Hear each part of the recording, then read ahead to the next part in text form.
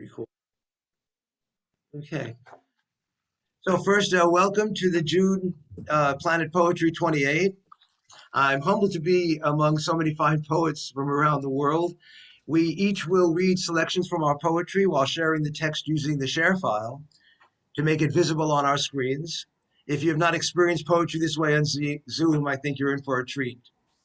I'll introduce the poet, who can then say a few words, hit the file share, and afterwards we can all unmute and comment. And then please briefly add some information about events and happenings and put them in the link for all of us to see and copy and learn more about each other and go to other events.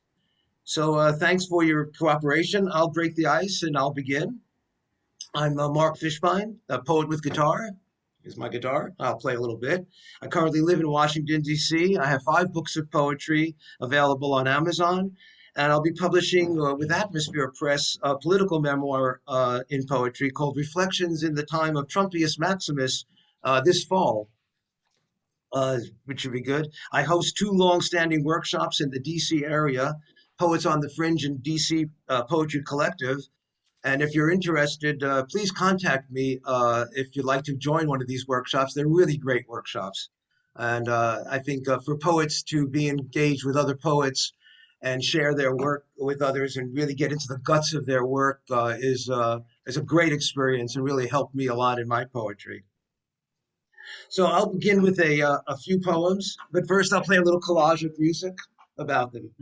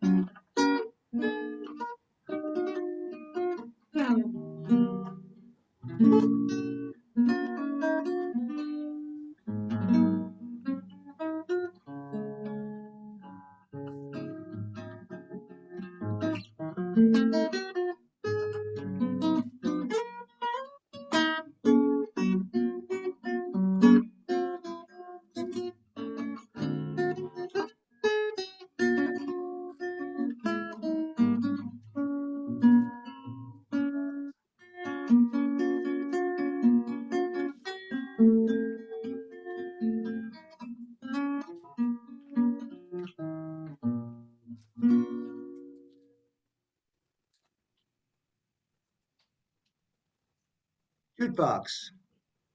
My jukebox plays cantatas of Bach. You can put a few coins and hear troubadours or piano sonatas. My jukebox has sambas by Jobim, sung by Paula Morellenbaum, flamenco by Manitas da Plata, blues by Muddy Waters, tango by Asta Pizziola, string quartets by Haydn, Schubert, and Shostakovich. Ray Charles follows Pergolesi. Symphonies by Gustav Mahler, Lucio Dalla, Paul Simon, guitar works by Leo Browser, Ravi Shankar, Bachata, Piaf, Benny Goodman, Coltrane, Collis, Corelli, Schwarzkopf, Hendrix, Zappa, Quincy Jones, Ray Lima, Donna Summer, and 10,000 hours of endless delight. But my jukebox doesn't blast cut after cut of schlocky schlock. Oh, baby, baby, baby, baby, blah, blah, blah, blah, blah, blah, blah. No country western Jesus ballads, nor a garage band, which sounds like every other garage band playing at the shopping mall with the 4/4 of rock and roll and its metronome of drums that changed the world for me once when I was 12 years old, when my jukebox wore saddle shoes. My jukebox has grown old, too. Its hair is turning white, a nostalgia of rhythms and etudes to lead me through the dance of life. Oh,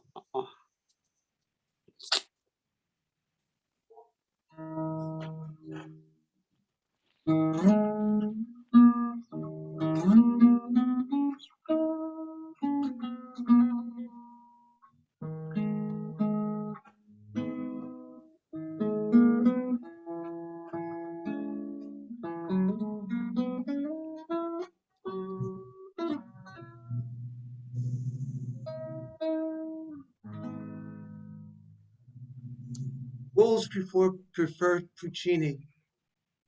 He stared into the night sky, tourists waiting for northern lights.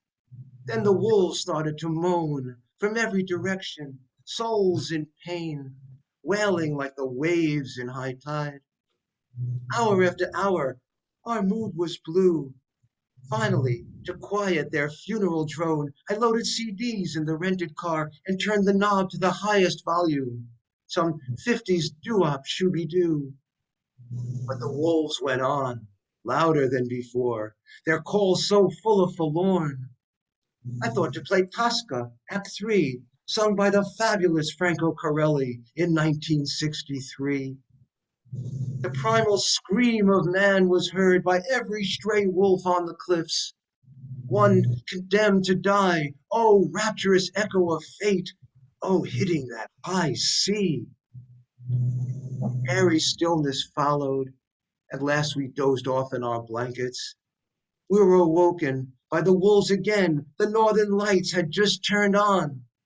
We saw the veils of floating brightness, the sky ablaze with redemption and hope, as the wolves all strove for that high note. And this last poem was written very recently. I was listening to some music, some news, and then turned on the music channel. When the music plays, these are terrible times. The swindler dies, the swindled cry. The planet is baking like pies. People nearby are living in caves, so many of us sharing the pain. Strange is real and real is strange. These are terrible times, not so different from olden times. But then everyone played music. The poetry rhymed. This is ours, and the forecast foreboding. But there is music still, music of hope. The firebird rises with symphonic glow. Despite sirens in the air, revolutions of despair, there is music tagging by the tail in these terrible times we share.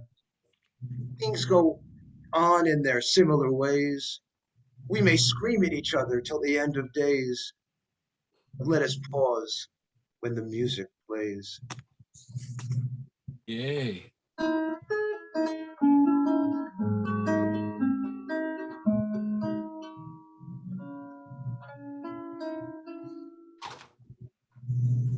Thank you. Very nice. Beautiful, Mark. Beautiful. Thank you very Beautiful. much. Love that last one. The last one, yes. Thank you very much. I ended using a little part of a piece by Tarago, which is also the theme to the Poets React section of the Poetry Global Network, which I'm sure you'll hear a lot about tonight. And I'm going to introduce first one of the participants on that, Lawan Bulatao. He's based in Manila, a creator, a wordsmith, and a storyteller. He has worked in the creative side of advertising business for the last 26 years and is currently runs his own firm, the NJYN, pronounced Engine, which is part of the Hookah Yudo Advertising Network in Japan. He draws upon the tools of his trade to fuel poetry that is once current, insightful, sometimes funny, always impassive, and allows him to stretch the wings of the cubicle sometimes stifles. He is passable husband, an okay father, an eager guitarist, and still unjaded enough to remain as a poet at heart. He's also part of the Poets Reacts and my friend and an always engaging poet, Lawan Bulatao. Good. Hi, everyone. Good morning for most of you. It's, of course, 11 at night over here, but don't let that bother you. So I'm going to go into the share screen and then talk a little more about myself. Hi, Elemental. We owe each other much conversation. Okay, let me do the share first. Okay, and then... So if Mark has his music to thread the stuff together, I like putting titles to my little sections. So this is for this fine day. This is called Excuse Me, but that's my heart you're stepping on. Okay. Uh, as a writer, I do enjoy tackling, as most writers do. I like tackling big themes, but told through the minutiae of life, through the trivia, through and you're gonna see a little bit of that today. And let's start. Ooh, okay, wait, just a sec. Okay. Oh, just a moment. Just a moment. I have to move some stuff around. Okay, here we go. Cursive. Her penmanship was a cascade of swirls and curls, much like her hair, and as undecipherable, making it hard to tell between I love you and goodbye. Does she mean for good or for better? Because the difference between the two is forever. The ink smudges where perhaps a tear fell, bittersweet stain, the alchemy of joy and pain. The punctuation bothers me, gives me pause. Is this comma here just because? The same way I questioned the nose ring one street lamp lit evening long ago. Doesn't it bother you when you have a cold? Her laugh was the only explanation I ever got. Beauty that has to be annotated is probably not. Syllable after syllable, braid and link, connecting one point to another in a web of arsenic and ink, transfixing me almost as certainly as her arms around me, in these knots, demanding, untying, unraveling, as if to sort them out would solve anything at all, as if the act would lead to something other than a fall. Maybe there's a twist there towards the end after all. The letter's end creeps slowly up on me as I continue to dodge the point, which, after all the twists and turns, is quite simple. Simple the way an ice pick in the chest is simple. But wordsmith that I am, I bury my face in her curls instead. Mm. Oh, wow. I didn't Wow. want to actually go into the chat to write any comments because I didn't want to miss anything from that. Yeah. Thank you. Thank you, Anna. Here, that was beautiful. Yeah, Thank you. beautiful. Yeah, I have to take advantage of this little lull to say that all visuals here are not mine, much as I would want them to be. So there. Uh, let's move on to the second. And this is called This Noisy Blood. What are wounds but doors through which pain barges in? Uninvited most times, yet somehow half expected, like some psychic splinter, a psychological stub toe. But wounds are mouths too, speaking out the story that courses rivers in our veins, tallying the cost of our striving, the overreach of our ambition, the price of giving in to temptation. Let my wounds speak their piece. Let my blood have its say. For where pain has passed through, in these breaches where stitches give way, only strength remains, and the silence all my own.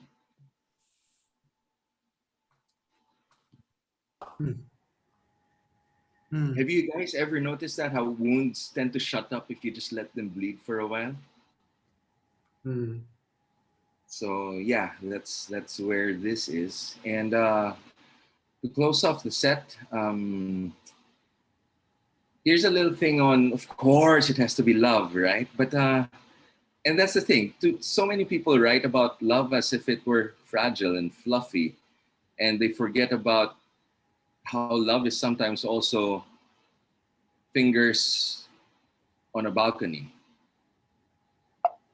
or something much like this. But love is also this. Love is sometimes like soiled underwear. Not just end of day soiled, but inside out, reversed twice over soiled. We can do one more day of this soiled. But the day comes when there's change enough for detergent, sunlight enough to walk to the laundromat, Place. honesty enough to admit it's laundry day. The But love- Jimmy Dean. But love Egg is whites with a Jimmy Dean sausage. Hello, in it. everyone please mute other than Lowen, please. Thank you. okay, and love is also like uninterrupted reading sometimes. But today it's laundry day. And sometimes we need honesty enough to admit that. And love is like wash day too, isn't it? You take out the dirty laundry, you sort out the darks and the lights, the delicates from the denim. Then at some point just say, fuck it. And dump it all into that cycle of wash, spin, roll, tumble, repeat. Do you still have some fabric softener? Because chafing is not a friend. Which reminds me, the breaking of skin is a lot like love too, right?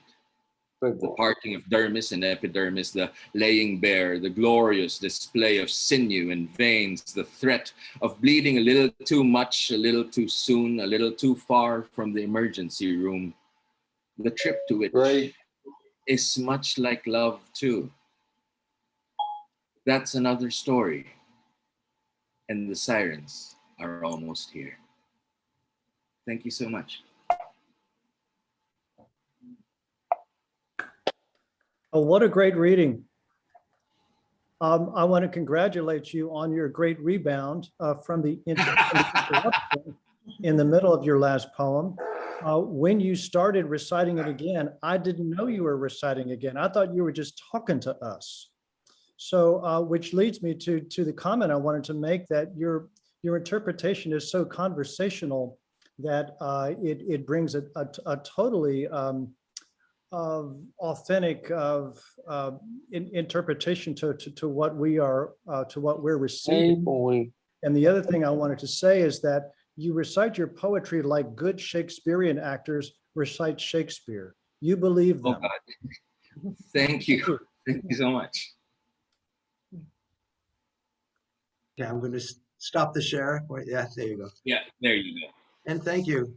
Yeah, that was a wonderful read. That's a wonderful read. It was. Yeah, I Thank think you, it'd be, yeah, sure. I think it'd be great if we can all, I don't like to mute anybody or anything like that, but we can all mute while the poet is performing. And then afterwards, I think we should all unmute and, say some words and hear some noise would be fine as well. So next poet is David Siller. David is based in Queens, where I'm from, Queens, New York. David is a poet, a translator, an occasional actor and director. He studied Francophile literature, focusing on poetry and theater. He's a voracious reader, film and TV, a comic book buff, and knows more about French hip hop than we can possibly imagine. And we can find him always at waxyandpoetic.com, which he'll put in the chat later. David, take it away. Thanks. Hello, everyone. I don't know how I'm going to be able to follow Lowen's reading, but I'll give it a go. That was wonderful stuff. Let's see.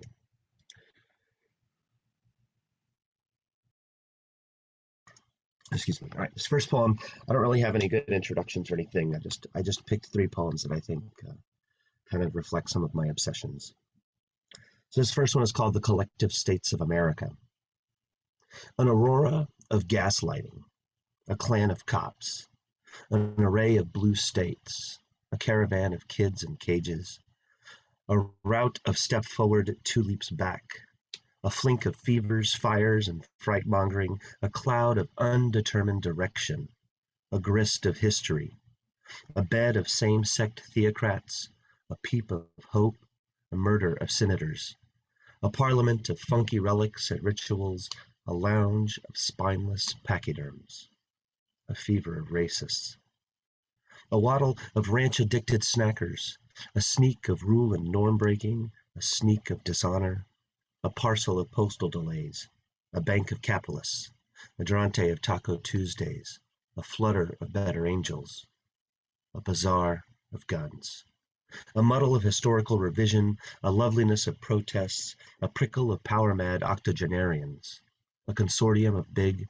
and bigger businesses, a barrel of youthful exuberance, a smack of five-fingered, open-palmed reality, a gaggle of journalists, a puddle of fear of the enfranchised and informed, a cackle of pundits screeching and screaming, a shiver of voting booths, a romp of national parks and the Capitol, a skulk of red states, a cling of white racist power structures, a leap of progressive values, a pitying of those cleaving to the what was and what never was, of things that can never be. Thank you.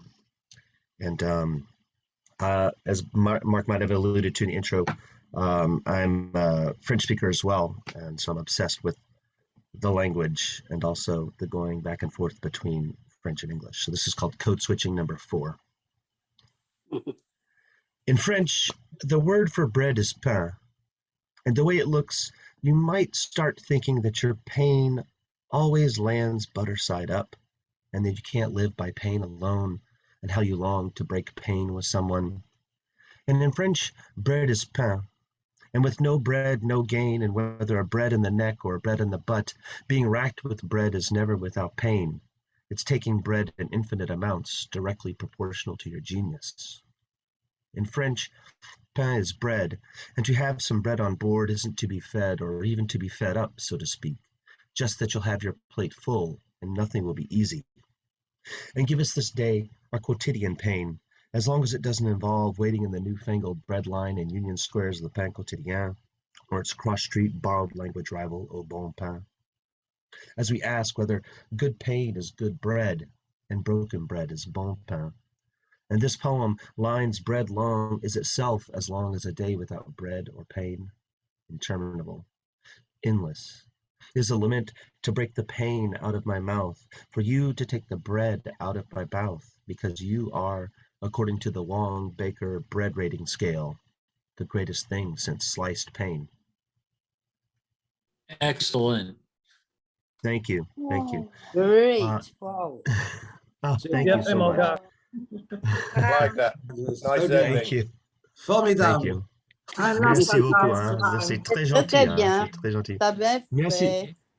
Merci beaucoup. Merci. And so this last poem is an ekphrastic piece. So I'm gonna make sure I can zoom it a little bit so you guys can see.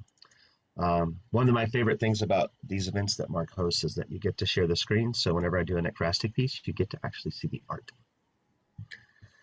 And this is a piece by Pierre Bonnard. She looks so peaceful lying there. What you may find remarkable about this, Bonnard's woman dozing on a bed, is not the white silk culotte covering an ankle while her porcelain sex remains open to light and gaze, is not the left arm hooked and crossed, hand palming right breast in hidden tease while the left nipple pokes, barely, into the drafty fin de siècle air, more belle choc than belle époque, more laissez-faire than force your focus up here or down there. Is not the short, shorn curls of verisimilitude, or a flight of artistic license, lover or eidolon? It matters not whether this intimacy is fantasy or only for this man to see. Is not the ebon pool of locks cascading down pillow and tumbling to exceed the mattress's meridian, a single sapphire bow afloat on this rough, raven-hued sea? Is not the closed eyes of post-coital exhaustion, is not the satisfied smirk of the sated, is not the shadows cast by early morning sun, is not the rejection of the duvet, its weight and heat relegated to the foot of the bed, covering nothing more than a sheet corner writhed free of its position. It is, instead, the voided space to her left, still dented, sheet still crumpled, but no clarity as to what manner of lover just danced here, and whether poet or painter might cut in. Thank you so much, everyone. Oh, that's That so was beautiful. great. Thank you. That was, I Wow. love ekphrastic work like that. It was great. And your other Yeah. two poems, David. Thank you. That was really great. Yeah, Thank Great you so work. much. I Both love Thank you. that clever and intelligent and clever. Thank you. and I love that your ekphrastic poem really got us to look at the painting differently. Yeah. Mm. I stood probably stood in front of that painting for about 15 or 20 minutes in the museum when I was there, and I was like, okay, I've got to figure out what to do. And the take was, there's that empty space. That empty space is the story. So I thank you love so much. Bonnard. I love Bonnard, but I Mhm. never saw that one. No. And I love when ekphrastic poetry exists so that you really need the poem and the painting together. They work in tandem, Yeah. rather Yeah. than as an independent thing. And that certainly did very well. No, thank That- you. Did someone say ekphrastic? Mhm. Okay, I missed it. I'm sorry. That was great, David. That's a very tough subject, and you handled it beautifully. I mean, there was nothing about it I thought that was, what, disturbing to anybody unless they're bored in some way. It was very straightforward and very open and honest. I was really impressed with that, and Wow. also. Intimate. I want to say, I think Thank you you. may be influenced by Walt Whitman. There's a little bit of Whitman in there The somewhere. Yeah. repetitions, I yeah. like, the repetitions, the breath. Yeah. Yeah. Thank you. Thank you so Yeah. much. A new vocabulary for me, eidolon. It's basically a nice word for idealistic image. EIDO. Ideal, yeah. EIDOLON, yeah. Thank you. Yeah. You've Ideal. added an extra dimension or two to the painting because the paintings do two-dimensional, but you've made it three-dimensional and even four-dimensional. There's a sort of an element of time in your poem. Thank you. Thank you. Let me introduce the next poet, who I can't really properly introduce, Lacan. It would just take way too long. I mean, besides being the creator of the Global Poetry Network, Lacan is known throughout this world of Zoom performing poet. He's performed in over 1,900 events in 20 different countries. He has a long list of published poems and awards, such as winner of the 2019 Singapore Poetry Slam. This could go on quite long. My close friend Lacan, whom I'm very much looking forward to meet in person one day soon. And let me introduce Sorry to be so Lacan. confusing. The one I want is the egg white. Yeah, So I'm you gonna got it mute you, right. Malcolm. Okay. Yeah, it's okay. We also are, I think, hearing egg whites for dinner. Or all right. Magandang gabi. Good evening, everyone. My name is Lacan, and I'm a page performance slam street poet from the Philippines.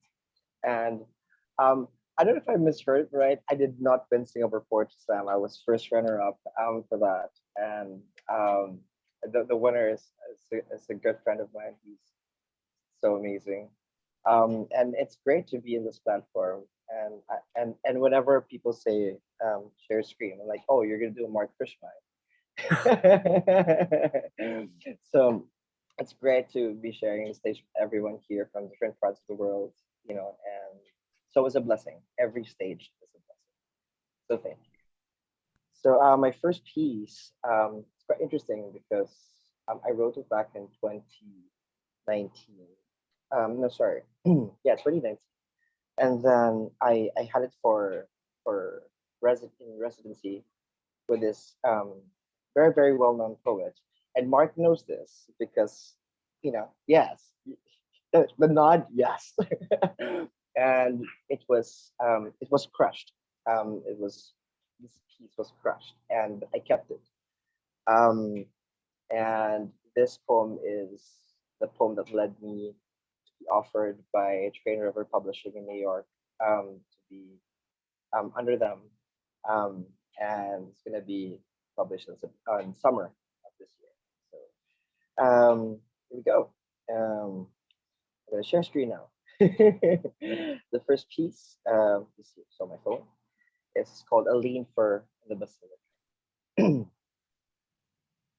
Let me count the bells with my feet, along with a loud silence, deafening my ankles, the numbered resonance in smooth, hobbled steps, tearing the shadows as the sun sets at 5 in the south of my footsteps, clanking the tolls like a dying ode, murmured inside by a parochial woe, as I rise to a descending strung of a heartbeat on a clasping psalm. I had my skewed palm on his drum, thump, thump, thump, says I linger, on my embraced finger and a memoriam of flickered cognizance held in pauses, that each slither on the cracked stones encumbered a cushioned rupture, that my inured souls are learning a parting, a delayed departure of a behest. As I disembark the penitent landing, gasp, gasp, gasp, shrieked a grit on each pendulous spit I sojourned, through the sanctified wreckage, panting, the fated scriptures read by curved, pronged lips bent to a recompense, with each travertine sculpted bust towering like a beckoned shrine. My knelt nape mounted its skin to conclave a coveted desire, yearning the ornate 8 bronze panels to yield, be begrudgingly flung out behind my awoken neck to genuflect a reminiscent entry to my fagged memory. Forthwith a withe bundled my face to obtrude my gaze, covertly disowned by the incandescent shadows of bulbs hung like iron castles above the pews, spruced in its gilded aisles of time spent in a paradise lost in hell's astounding. My faculties began to reluctantly pray, God, God, uttered by a quiescent, with my prescience moved with my body into a procession of an expectant echoed of my arms dangled beside my twisted thighs beneath the ceiling that seemed like soaring, while my sights were buried in a familiarity, an aligning apparition, a Paul Key breathed death, sprung on my damp tongue like the birth of an effigy in a veiled eulogy, preached in every pinch of paint on the pulpit, recoiling each timbre to hum a hymn of an unrequited melody, a cacophony, a soul drenched in the nave of a nave gave the averse torsos to gallivant further closer, orthogonal gift in the transept, tarrying the choir of orchestrated halting, as my person twitches like a severed altar, succumbed when the apt squints in laughter as my veins felt the ashed edges of what seemed like a bed, a sanctuary with an image most macabre, yet serene, a refraction. Thank you. Okay. So my next piece, this one I just wrote a couple of days ago. It's called Tobacco. Oh. Okay. I used to smoke Marlboro, the right pack, commercialization that marked stateside. The American dream is get a cigarette there. Puff, led by a poet who writes about 25% of Filipinos dead. 1898 is a written off history by the chosen victor. An insurgency said the ignorant equality of a choice found in a flipped triangle. Pointed was the help that turned to an invasion, freedom had a price, $20 million. Highest bidder was a nation deemed braver and more free. The pack of Hollywood was 80 pesos in 2017. Filipinos love gaslighting. It's cheaper than sovereignty. Uh, hmm. Besides, it's the flavor. Sealed in steel history, both sides whiffs to forget. Remembering the slaughter of our lungs with an entitled constitution isn't easy. Expanding one's territory is a purgatory worthy of ingraining the passing of joints by rimming death in a rim of salvation. Cells, a conquered sail on a bound on knave's sleeve leaves us wanting for more covered genocide. Our culture, bundled like the innocent sticks in a box, covered, boxing our identities to appear cool, in, and un-Filipino. A lifestyle of amnesia of how America has never apologized or recognized a mass killing they want us to smoke every single day. It's addicting. They're pretending the children weren't shot, women weren't raped, and the flag wasn't raised like, this first cigarette, held like a V. V on nicotine promises, V for virgin. Also victory, not peace, really. We are their first colony. True colony. Two fingers can finger a nation, young and dream. Praying liberty was inhaled. Slavery from a manifest destiny. Freedom isn't colored brown, it's white. Like the rolled in lie wrapped in debauchery. So good to be a frenzy irony of being consumed by an imperial republic. 45 embers on each flick of a death breath. Stripes like barcodes on a colony who still think it's free. What kills us is important, you see. Brand says danger. The spangled nicotine is in the banner, starred in our brain, washed in human saliva from English is a leash, much like the filter border. We can never have more than our master. So, last dead flick goes history forgotten until we burn our skin again. It's being used. Dependency is a habit, throwing away who we are. It's a hobby. We're good at dishing our country anyway, says a poet about to light a new stick. It's mighty, at least that is Filipino. Thank you.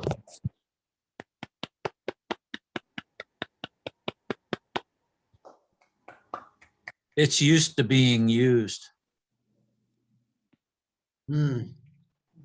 Strong delivery, very good. I want to say, excuse me, Yes, Mark, please. I just want to say what a rich vocabulary you have. And you have a sense of playfulness, and that paired with being unbridled makes this a delight. Thank you. Very powerful. Great. Powerful. Yes. Khan, do you want to just tell us a couple of seconds about some of the events you're doing? Actually on July 1st, I'll be performing for the New Word Festival in the UK. It's actually for the physically impaired, and it's such an honor and a privilege to share my art for them and with them. So that's going to be on July 1st, that's 7 p.m. London time. Then on July 10th, I'll be in Word is Right in the US. So happy, Marisa Prada, of course, fellow PGN fam. That's going to be 8 p.m. Eastern. And then July 30th, I will be at the Poetry Festival Singapore. And I'm so happy. Yes, to be back at Poetry Festival Singapore. And I love that community. It's very, very welcoming. And Kemlyn and Stephanie are both here. So yeah. So yes, and please support the Poetry Global Network. We are a group of 17 now, 17 poets from all over the world, from Mauritius to Lebanon to Japan, United States, Canada, and we have shows on YouTube and Facebook. Please go check it out. The Poetry Global Network. Thank you so much, everyone. Maraming salamat. Thank you, Lacan. And please put some things in the chat for us. Maybe we can copy and paste and all. I don't see Sister Joy, and nor do I see Marissa. And I know both were very anxious to read and all that, but things happen. And also, we'll just move to the next, which is Unmesh Mohiktar. Unmesh lives in India and has inspired everyone who hears him perform in his totally unique and spellbounding way. He's an engineer by trade and a visionary poet. His book, Light Shadow Life, The Missing Voice of the Soul, is a bestseller amongst the Zoom poetry world. And he has a weekly open mic, which introduces me to poets from India writing and singing in Hindi as well as in English. For those who have not heard him, we're all in for a treat. Unmesh. Hey, Mark, that was amazing, man. Thank you. So here we go. The first one. Okay, I need to share. So, okay.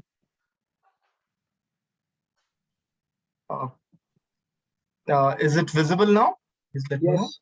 Yes. Okay. Here we go. Happiness is a fraud.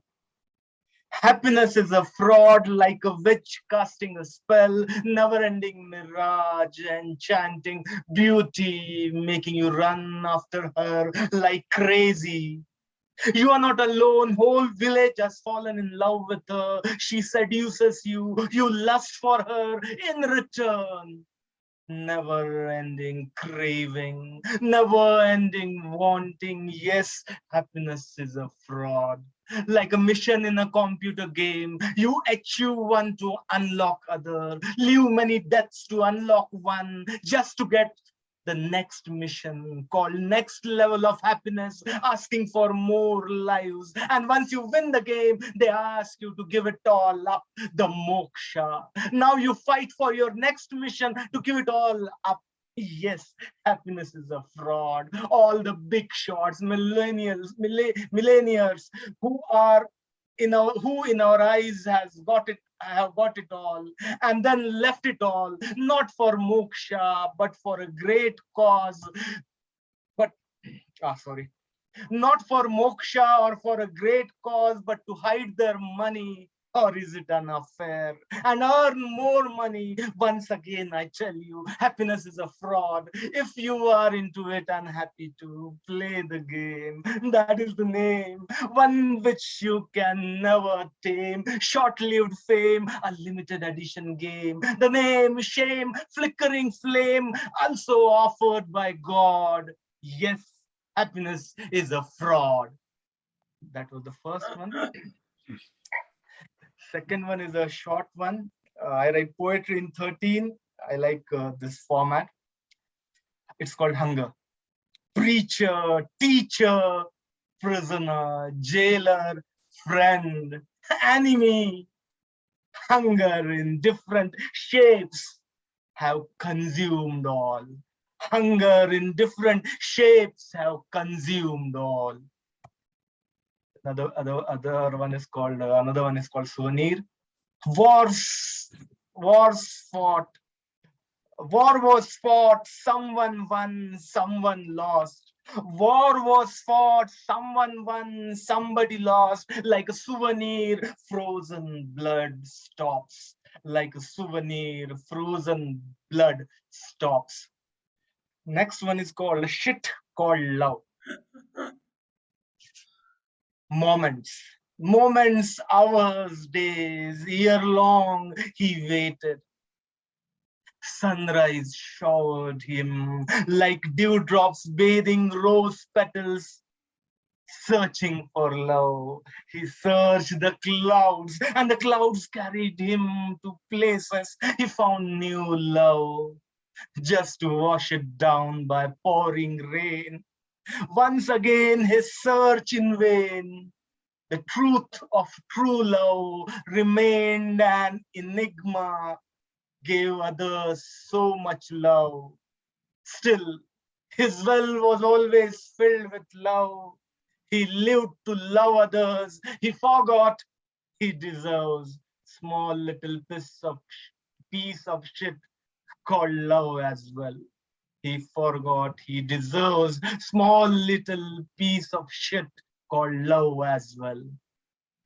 And this is the last one. This is from my book, Light Shadow Life. You are a thought.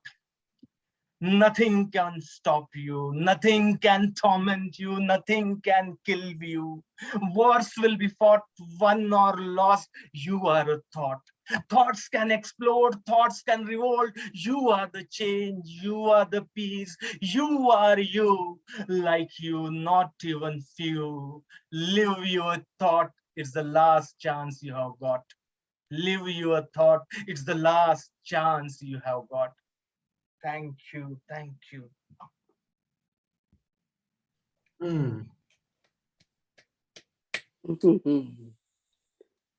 That's great. Wow. It was wonderfully read.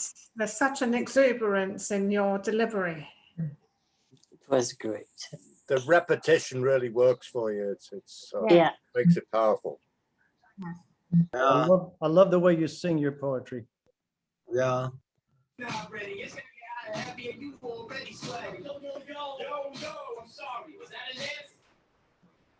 I couldn't hear that. I always find that Unmeshed becomes the words that he reads so nicely.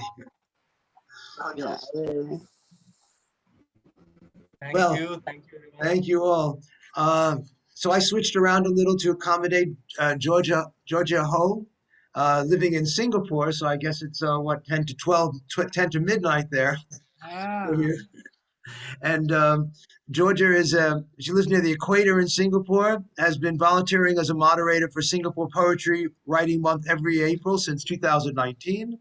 In 2016, she received an English literature degree and has been expanding her poetry world by her reading and critiquing as well as her writing. And Georgia, please take it. Hello. Yeah, it's almost 12 here. I'm kind of falling asleep. I'm so sorry.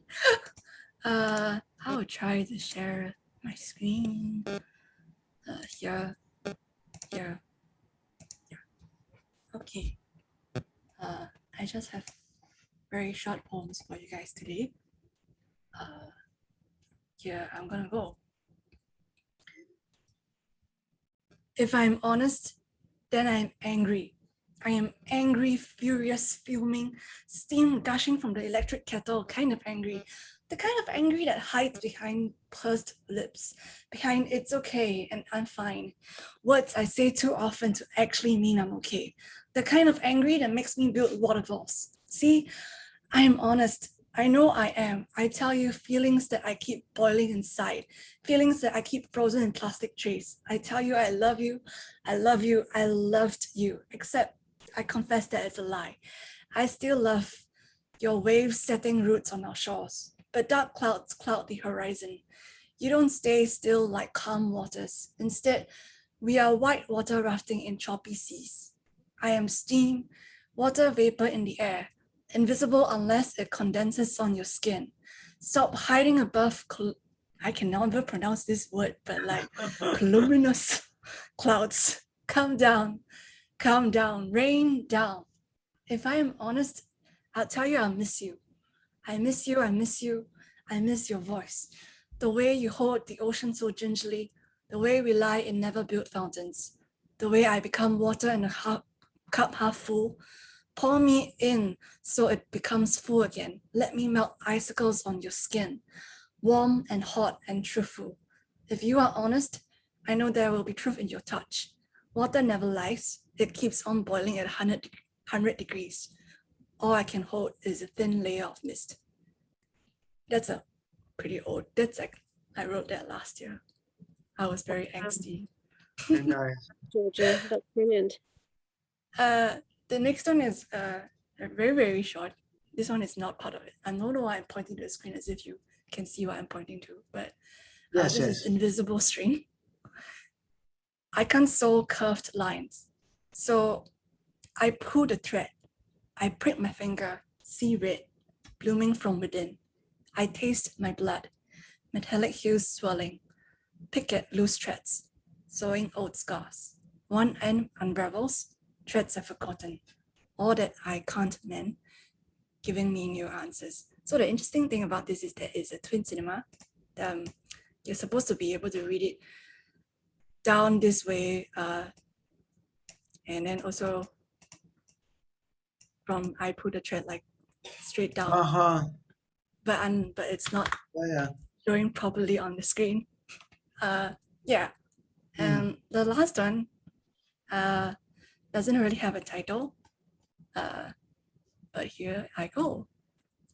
I don't have lists, but I have ink in my veins, recording every question I've heard unresolved. Like, why do governments exist if they don't work for their people? Why do we work more than 9 to 5 hours and still call them 9 to 5 days? How can a building harness human energy for electricity? Why is AI the future if the rest of us can barely comprehend it? Why do we hold up a mirror of formality if we're all informal inside? How can I give notice when I don't know what comes after it? And seriously, why can't I get a refund on my unused Foodpanda voucher? It's been months since the dayless days and the monthless months, the lone walk just to get some space. Breathe in, still in, my bedroom door locked, a fortress hiding under my blankets. Try hard enough and I will blend into a forest of cotton in spring so no one will hear me. I am a tree that fell through his dial tone, unbroken on the surface, but never interlocking. There are questions easier to answer. I just need to dig holes in this cabin, excavate every bitter bone, brittle and rattling, a rhythmic clock, lubricating rustic gears, moving with or without me. And that's all I have for you today. And I have to stop sharing my screen. Well, thank you. I haven't read poems in a very long time, so I'm a bit nervous. I said, your command of English vocabulary and syntax and feeling and meter is really quite good. Is English a second language for you? I suppose, yes. No, it's my first language. First language. How many languages do you speak? I mean, I speak a little bit of Chinese, and I do we have our own dialects, so it's called Hakka. So I guess there's 3. Well, you have wonderful command of the sound of words. Thank you for sharing that with us. Thank you. Yeah. For hearing it. Thank you all. Yeah. So our next poet is Prosser Sterling. Prosser alibis include corporate international relations, theater, performance art, music, graphic arts, and discussing African art with visitors at the Smithsonian. He's a native of Galveston, Texas. He lived in New Orleans, Paris, and Florence, before living now in Washington, D.C. He's been a long-time participant of one of the poetry groups, workshops which I host, Poets on the Fringe, and is a great word painter, as you'll see. And he often makes me very jealous. I keep on asking him if any of his images are up for sale. So I'm hoping one day he'll let me buy a few. Please welcome Prosser.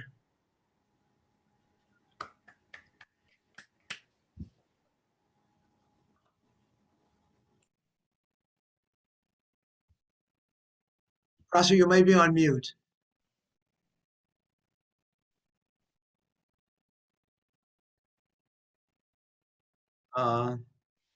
Okay, I'm here. Yeah. Okay. Thank you, Mark. Good afternoon to many of you, and good evening. And it's tomorrow already for many of the readers. Yes. I'm going to start out with Wyoming Traverse. Jumped up in lumberjack check, stalking shore, with palms in pursuit I rove, unbuttoned, slack and loose. Between instant looks and curly smiles, my sights settle on a buckshot muse, her fasteners secretly tight, devoid of foreign fancy. When her eyes first fluttered true and wrinkles found form, a line of sky painted me blue. Tanked in togetherness, flywheels ran fast through down fence lines. Our bouncing countered the ruts and splits as we curve and reel the posted roads at diverse angles through thin northern lips. I am inhaled in silent capture. The gripping pleasure flew loose from my jellowed bones, and afterword was there but not spoken. And as sparrow and bee can be kind to each other, it would only take half a glass of thought and a shot of reason to know we are lobed halves of almost the same, flecked and fleeced like the wild, and that somewhere in front of my name is that flash of blue.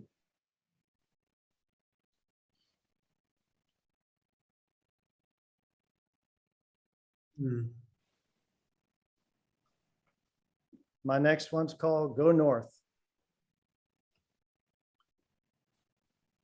I want to go north, where nobody cares how you look in the cold, and some people call you by name.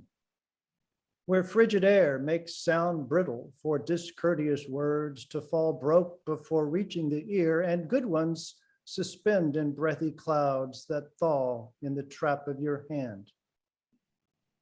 I want to go north, where soft and hard can meet in solid state when wheel atones to tundra as the hall pulls clear. I want to go north, where eyes are solemn and faces plain, and a season's love can distill in the dark before the cork twists to squeak in the light of spring.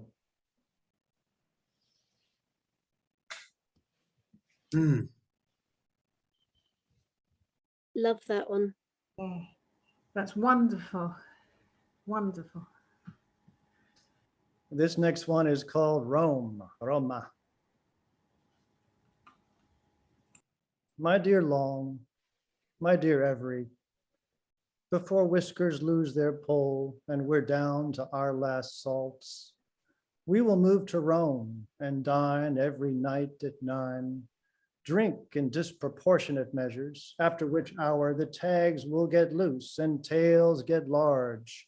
You will be my belle, and I will be your biscuit.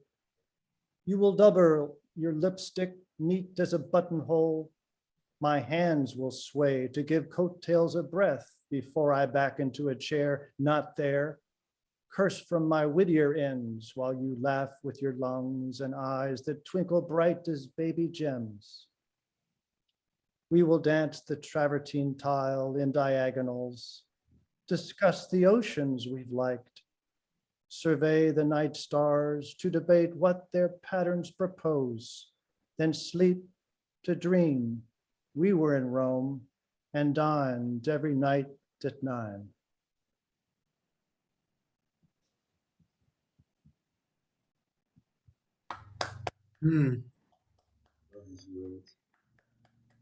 Wonderful. I'm going to finish up with this. It's called Night Vision.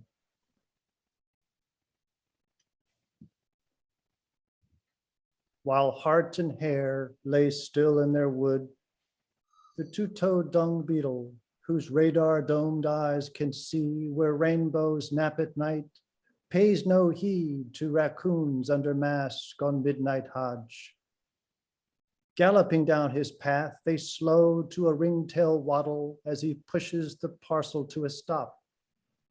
The scarab's trowels then plow a pit to roll the booty down. Above, owls gable then dive. A gentle waft of wing is all that is heard as the night widens. Shy skunk bears lower noses to wander and wend their way. A hanger of fruit bats, cagey and kicky, find feeling to fly, then loiter for turns at nectar. Heavy mosquitoes, high on their hosts, stay pooled in loot. In the fens where ducklings muddle, unknown forms cat silently by, then mink away with prize. All let the beetle toil on, unaware of his buried treasure, passive to his iridescent glow. the same that rainbows make tonight. Hmm.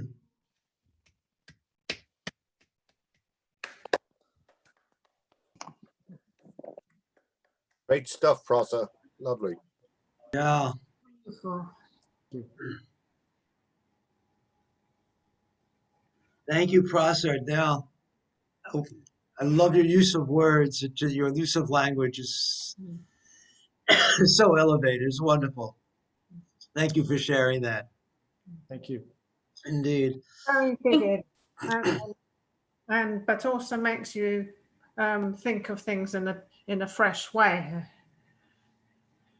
It's wonderful. I particularly like the Go North. Yeah. Indeed. Thank you for letting me travel when I cannot travel right now. So thank you. Good enough. It's a privilege for me. Thank you all. Thank you all. Yeah. Well, our next poet, Stephanie Chan, is from Singapore also, and is the host for Spoken Bird, and is a slam champion from Singapore. Stephanie, tell us a little about yourself, perhaps, and love to hear you read. Hi, good to see you all. Good to meet you all. Let me just share my my poems. But yes, I'm based in Singapore. I run an online poetry show called Spoken Bird, and we welcome open mic signups. I was on hiatus for a while, and then we've just brought it back. So now I'm trying to run a live in-person show as well as this online show, different parts of the month. So, and we usually have international features, and and also I also have a book. I'm going to read from this book called Roadkill for Beginners. And Great title. yeah, thanks. And hang on, let me share my screen. Okay, so I'm going to read. Yeah, I'll read a poem from that book and some from other places. Okay, so this first one is not from the book.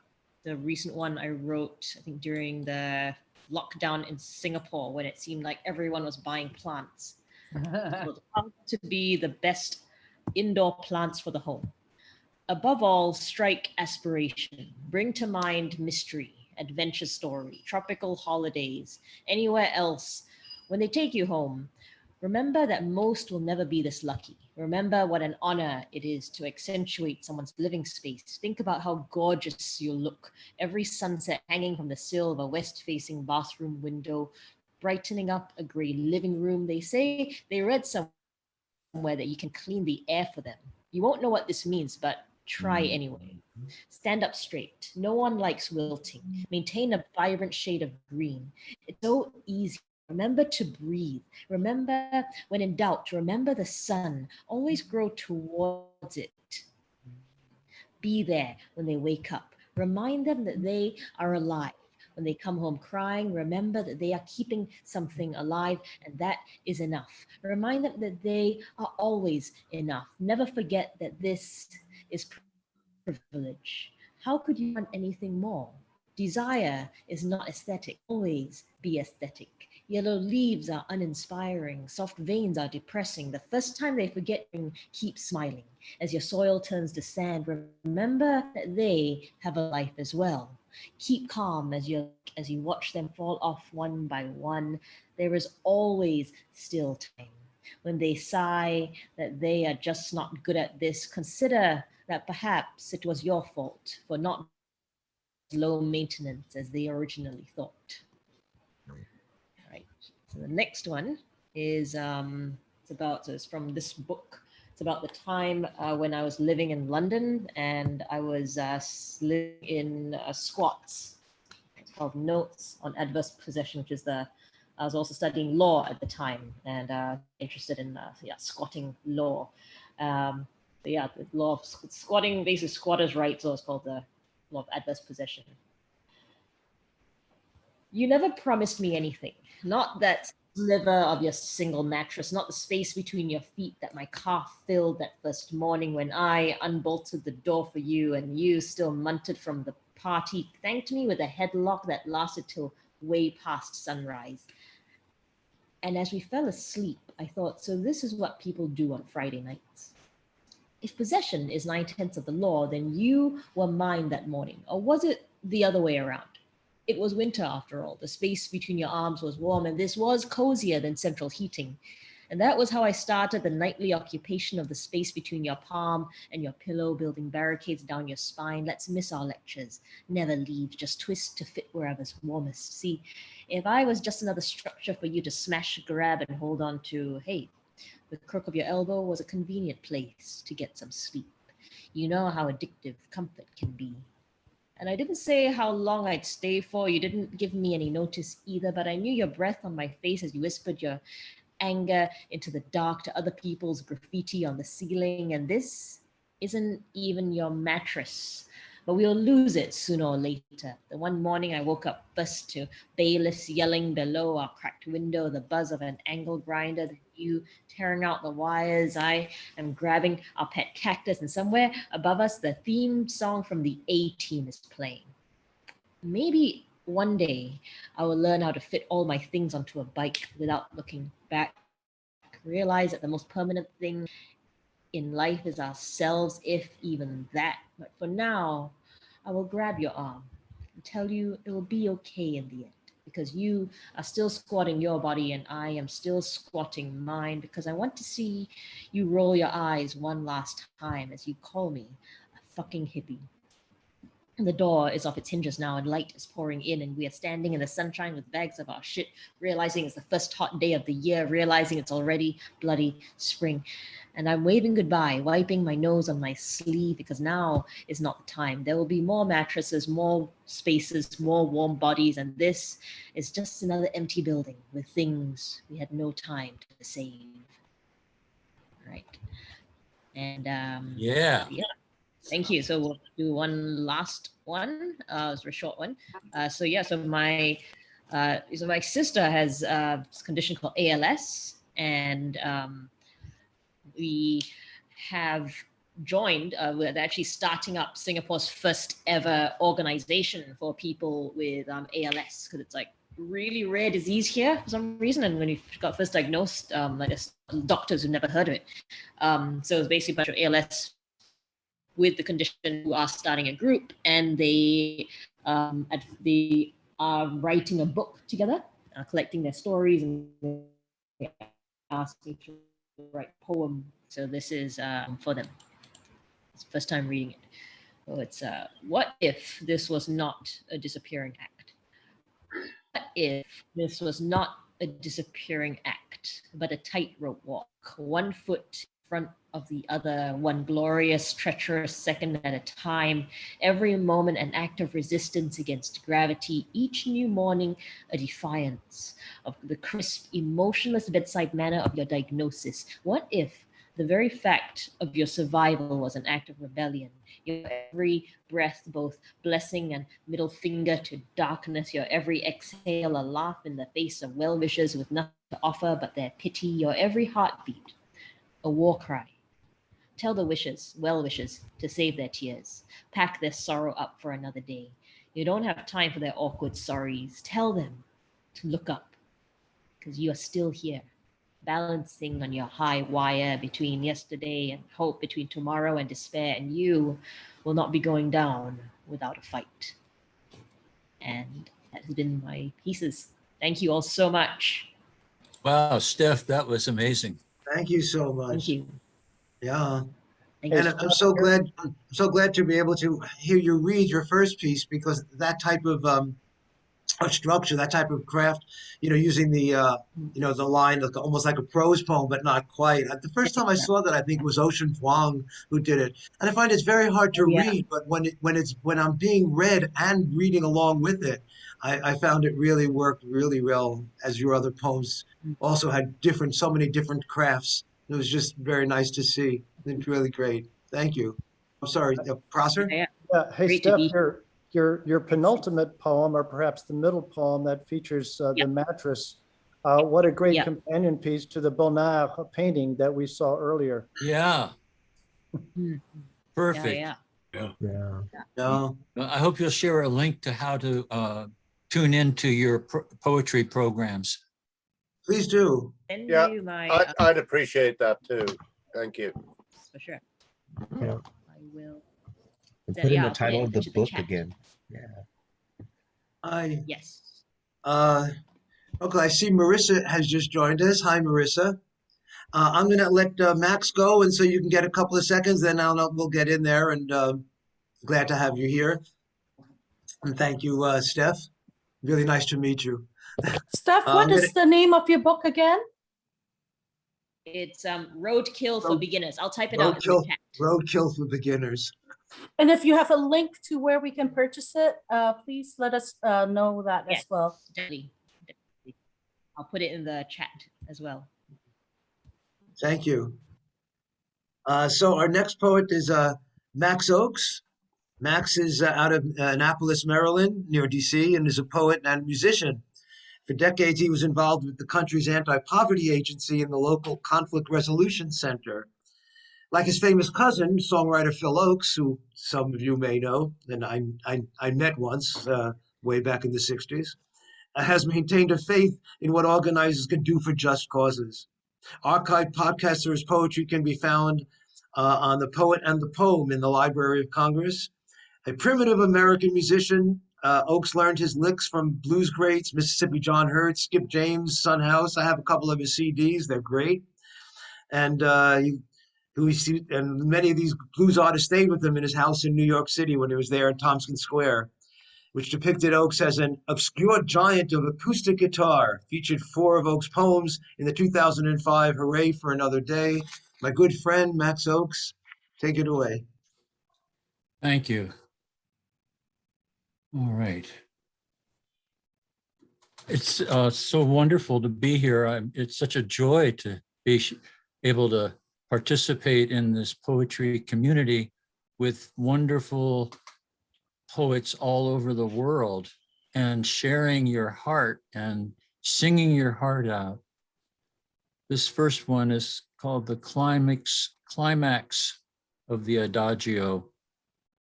The particular Adagio I'm thinking about, there are so many, but it goes.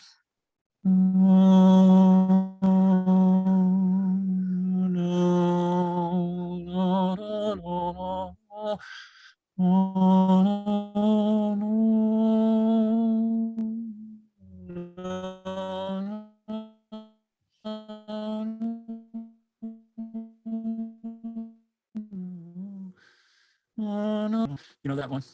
The climax of the Adagio. This music playing always evokes you, my lullaby or love of tender notes. The climax of the Adagio is upon us, and quickly, as fleeing shadows gone. It is a prize stolen from the gods, like fire, a sound we can summon, replay at will. A vigil is bound to awaken prayer, even if it feels magical. There's a risk, a danger in not paying attention. Hark, the harp of heaven plays fair. Tympanic waves boom upon the shore, the oboes honk, piano and the snare. Oh, sing with all your mortal sacred hearts. Power can jump right out of the fire into the sacrifice to scathe or save my scorched by now and careless art. This next one is for an old friend who died a long time ago, John Mayer. The flickering charm, wry smile. Who cares that it was here like a flame, gone now like a style? Tom, Chris, Hank, Peter, Miles, a few others, and I witnessed your wit. We were that old adolescent gang of yours, drinking malt liquor as we sang Why Do Fools Fall in Love in the sleepy streets of Ananoke Place, Crabtown, Annapolis. You were handsome, but you didn't believe it, Johnny. You bore such great self-doubt that your friends couldn't figure you out. I didn't see it either, so I let him go on, doubting. Now in sober grief come we here, who hardly knew you anymore. John was fighting back, coming out of his shell, doing pretty well, conquering his hell like a hero. You were shy, erupting with rage and guilt, too shy to speak, yes, too uphill to battle those gargoyles of doubt, and not even I came to help him out. It seemed so easy for the rest, world bound still are the best dressed babes of circumstance, so blind and unaware. It is easier to fault the man than it is to care, caring. Now there's a mystery, when to, when not to be my brother's keeper. It is easier to land on the moon than to know who is there, sitting beside you now in a chair.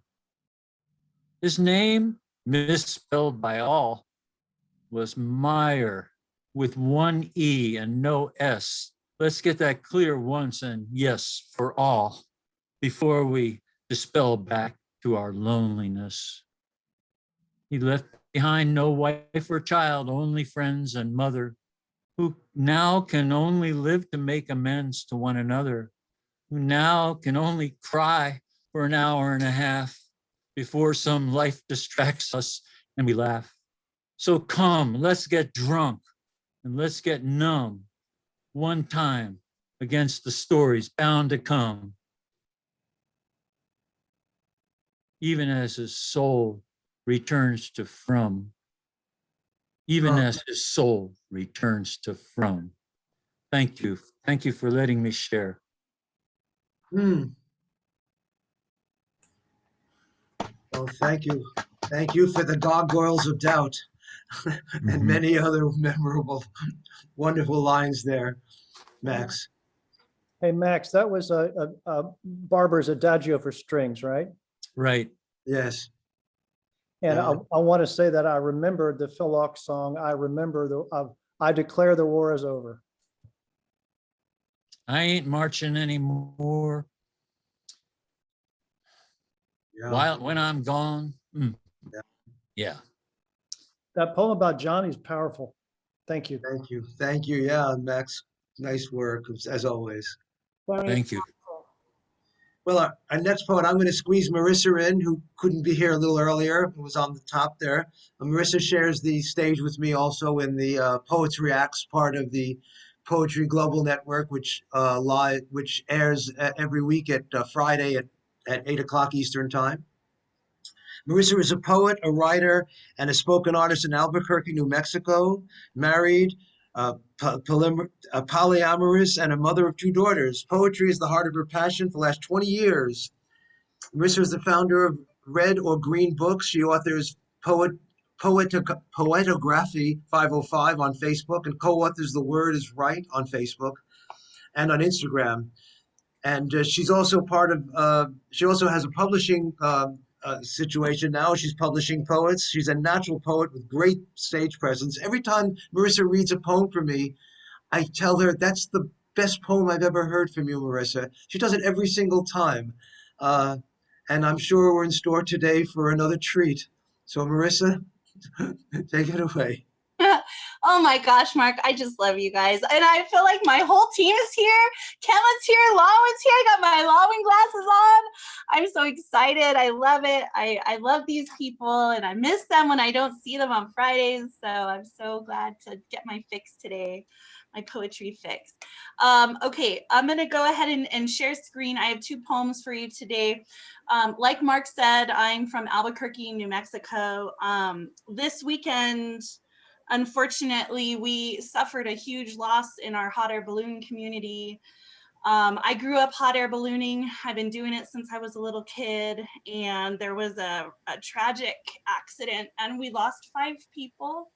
So this weekend has been kind of sharing my balloon poetry and remembering the joy behind what we do. So I should be able to get through this at this point without crying because I've read this a couple times this weekend. So this first piece is titled Sunrise from a Balloon. The clear mauve twilight sky stretches across our Sandia Mountains at the base of the Rockies. Just above 10,000 feet, a sleepy sun begins to wake the cool desert sand beneath our feet. The balloon is still in its bag, the burners now attached to the basket. Hot air balloonists are the only ones crazy enough to greet the silhouetted mountains at this hour. The breeze brings a chill, dry and achy, every time sun strikes the mesa. Winds not fast enough to cancel our flight, so we begin to inflate. Up, up, up she goes, glowing rainbow and black against the backdrop that is Albuquerque. Permanently painted hot air balloons in our sky, dappled with every color, dotted with tiny humans taken away from the ground. The sound of propane burners roaring a call to the sky. Not a cloud in sight. Deepest blue sky runs to catch the horizon. As far as the eye can see, the Rio Grande River bisects our beautiful city, flanked by green cottonwood trees. All seems so small from way up here. Quiet, still. Legs wobbly in the floating wicker basket, above even the birds. Warm sun on my face. What a beautiful place we live in, New Mexico! Eventually delivered safely into the loving arms of Mother Earth, as the balloonist's prayer goes.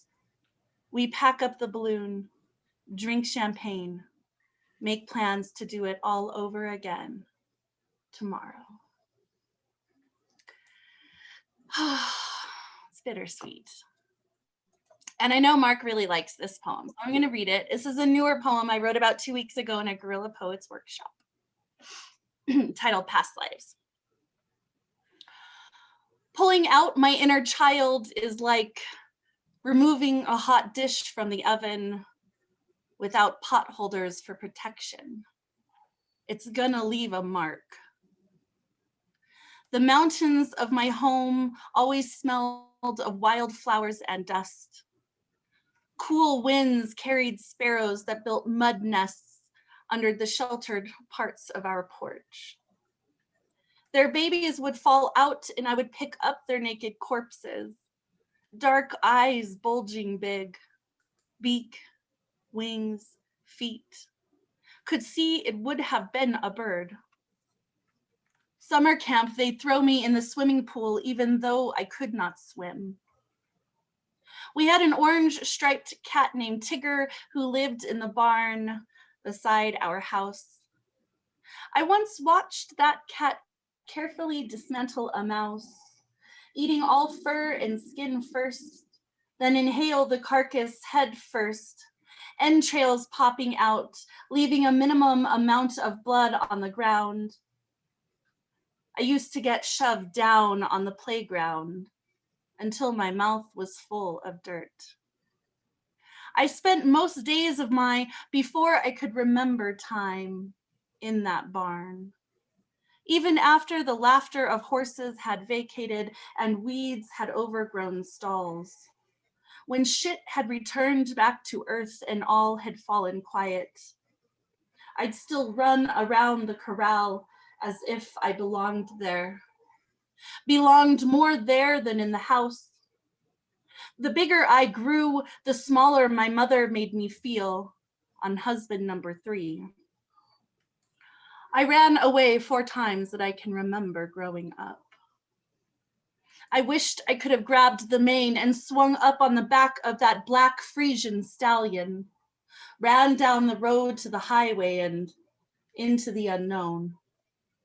It was much better than the known, for I felt like I was the mouse and the house was consuming my skin, feasting on my insides while slowly devouring the last drops of girl that I contained. I felt like I was the baby bird, dried and stuck to the concrete, the forgotten future of humanity by a school that only held bullies and detention after fistfights. Explains why I so easily accept disappearance as an adult, as a woman, as a mother. Thank you. Oh, that's so powerful. Shocking.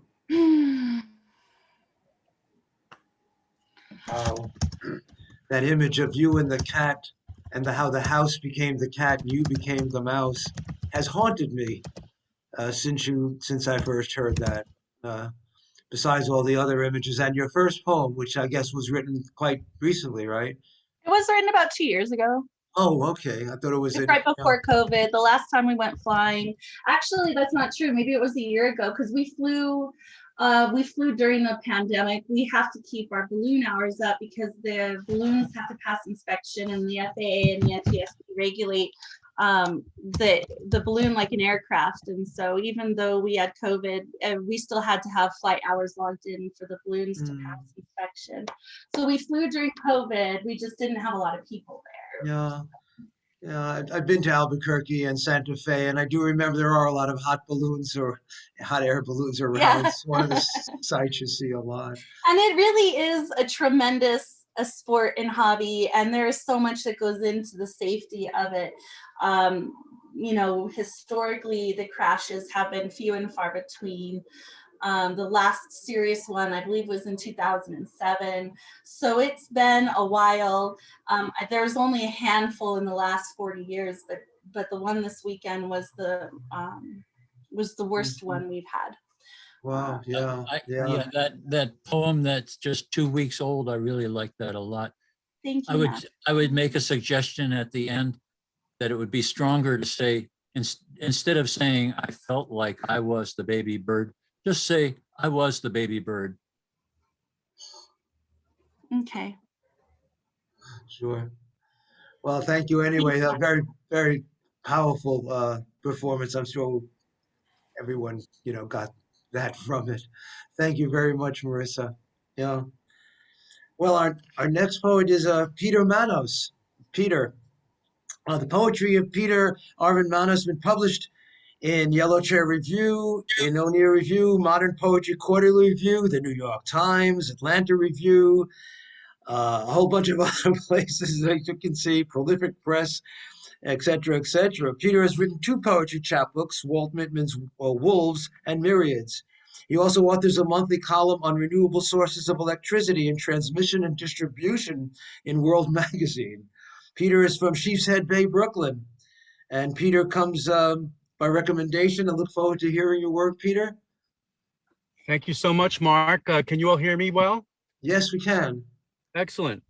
I want to recite a poem of mine that I usually find myself at open mics where there's a 3-minute limit, and I recite this poem like too fast. So it's nice to have that extra minute or so. Sure. It's the title poem of the Walt Whitman's Wolves chapter. Can you share it for us, Peter? Put it on the share screen. Let me try. Let's see. I have the publication on another screen. I can share my screen. Yes. And then screen broadcast. Sorry, guys. Sure. Okay, it should just start it. Good. And then I can just scroll over to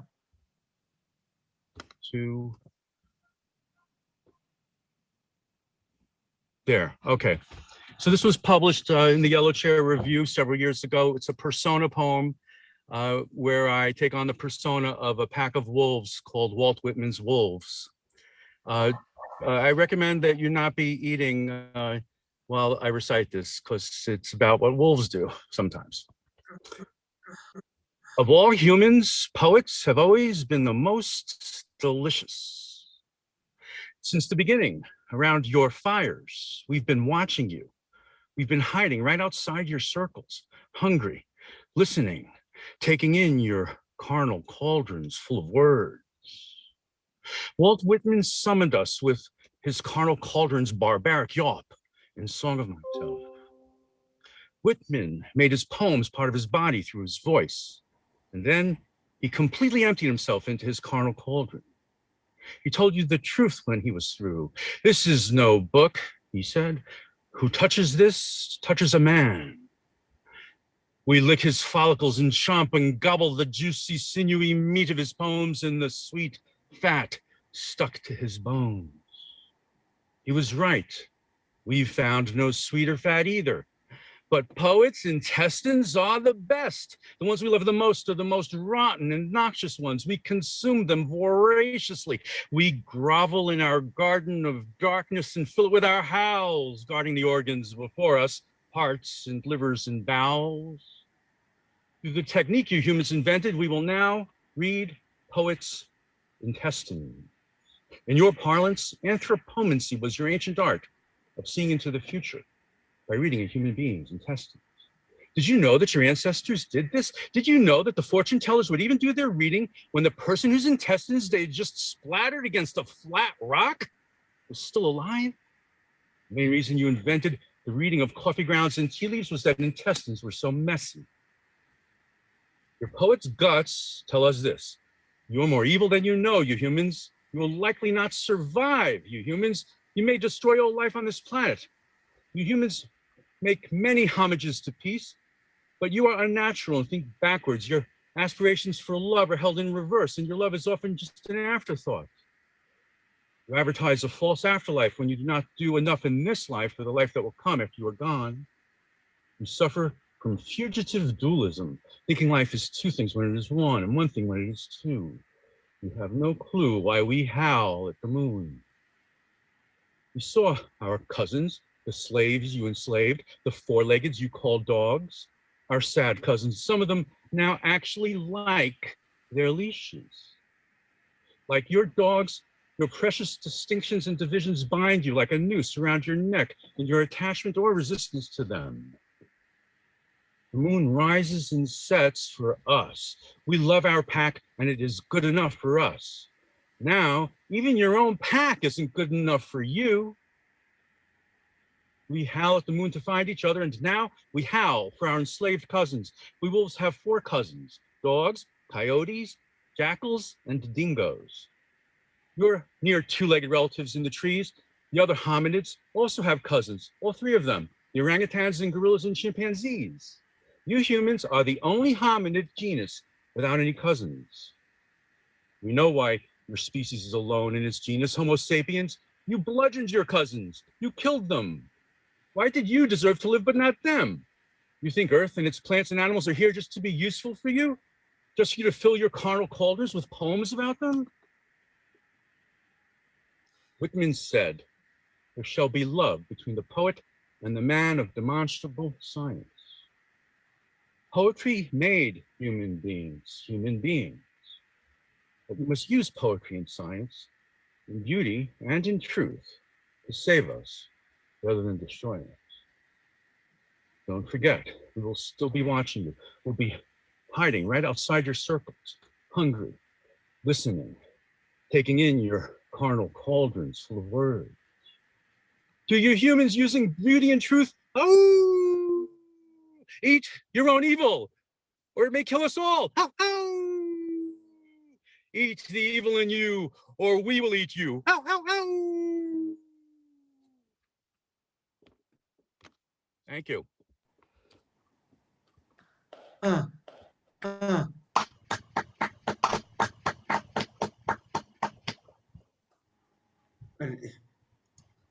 Quite an interesting concept there. Thank you.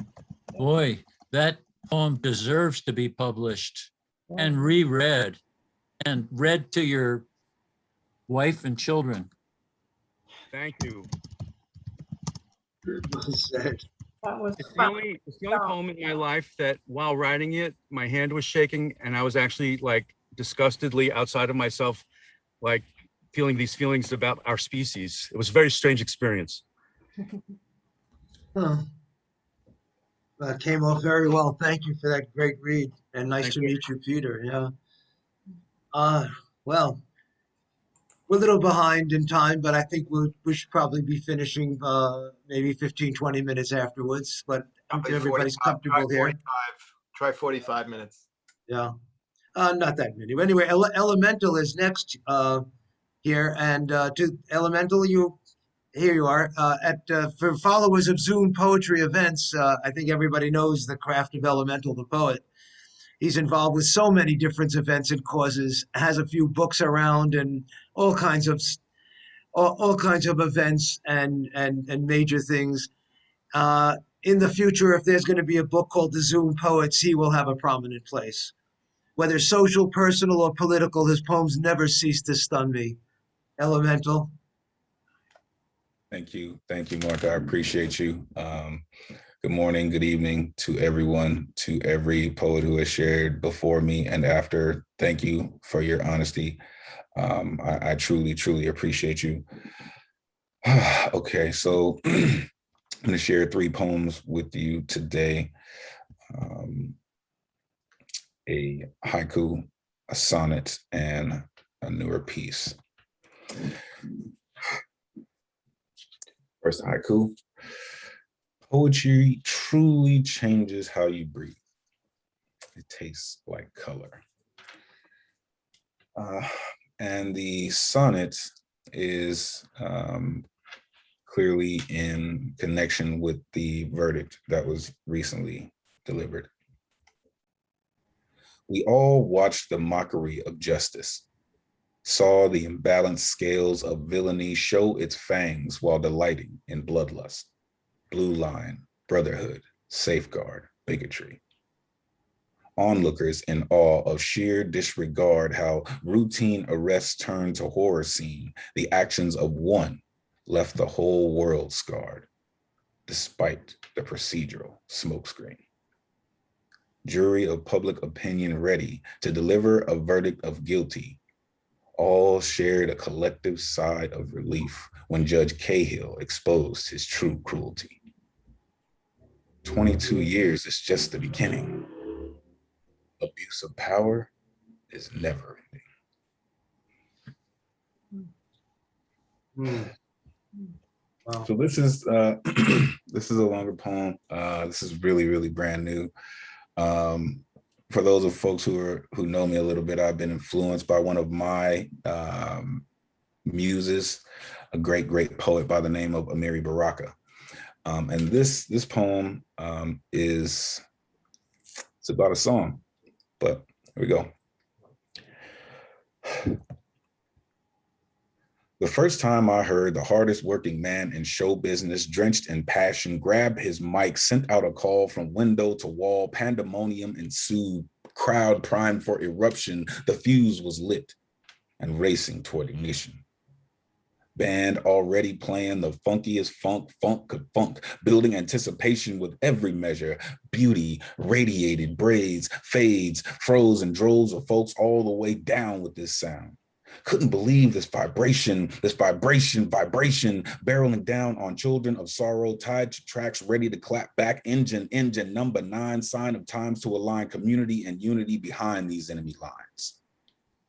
Knew not what was happening, but I was all in, couldn't swim, deep in, dove in, cymbals filled my lungs, heart keeping turbulent tempo, rhythm section riot, blowing all the troubles of the world and valves and scales, third wheel shock waves, say it loud. Amplified vibe, reached back a venue and came back as tidal wave of I'm Black and I'm proud. What just happened? Did they just say that? Am I really hearing this committee of confidence and chorus scream declaration of Black? Maybe I heard it wrong. Still learning how letters take words to next plane of realism, baffled by their brilliance, ready to fight every aspect of this sick system. Say it loud, say it loud, say it loud. I just knew in my soul there was no way they would respond again. Not in this America, not in this America, not in this America, where white is right, pure as silk or milk or falling snow. Not in this America, where baseball flawless diamonds catch spring sun just right all the way to October. You mean this America?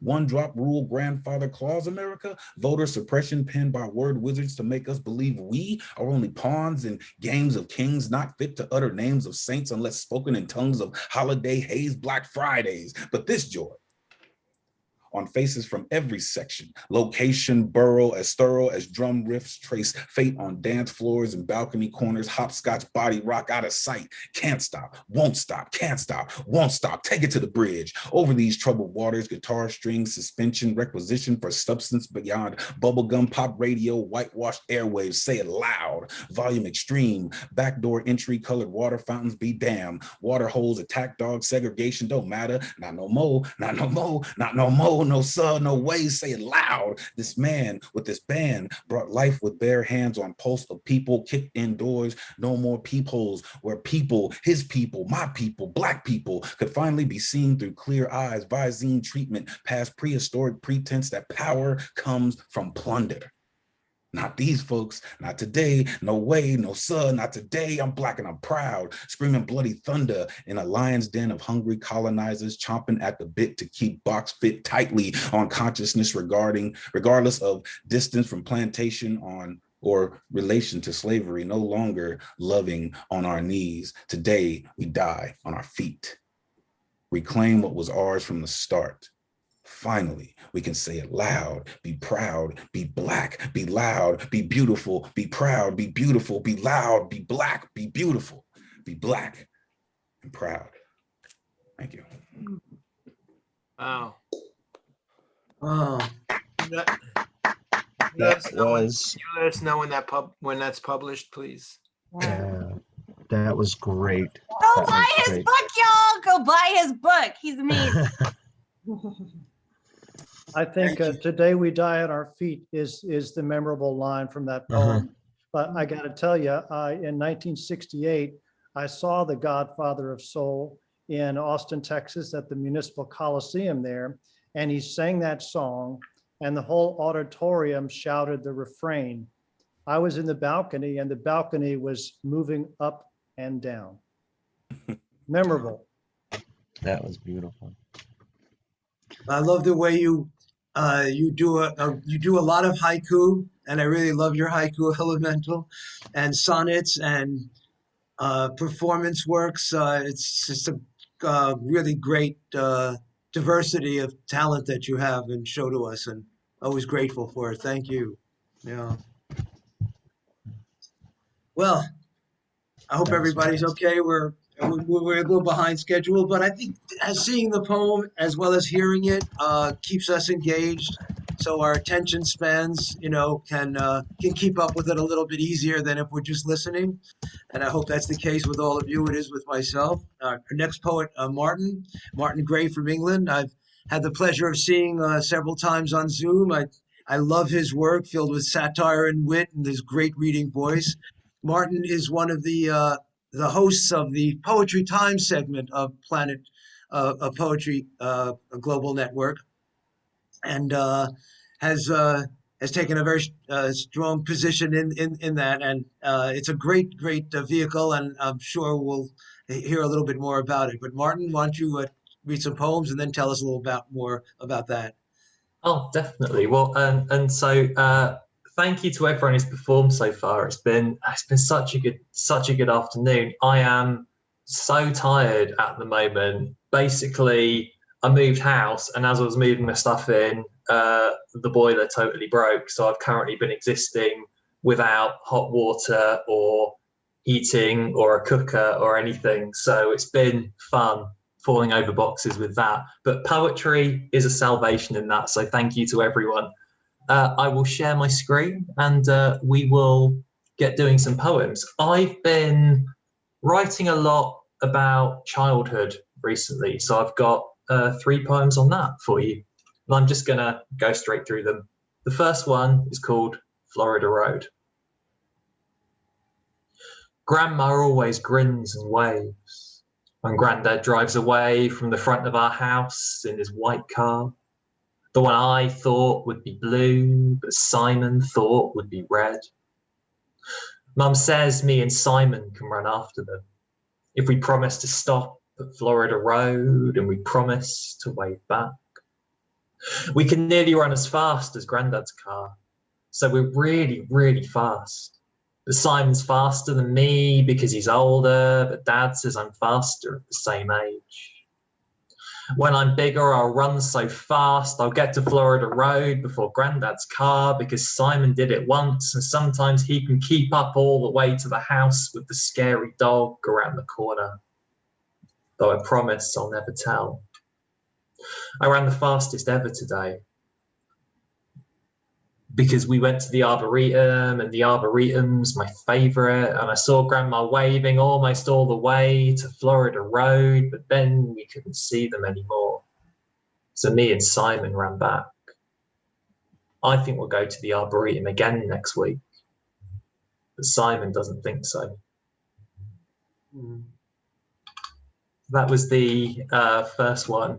What I've been trying to do when writing these, I've been trying to write them a little bit as if I'm so if it's childhood, trying to write it almost like I am a child kind of thing. It's been an interesting writing experience. But anyway, the second one's a bit heavier. It's called Heroes Don't Die on live TV. People don't die in racing cars anymore. It's 1994, so I know he'll be okay. He's just unconscious, the announcers say.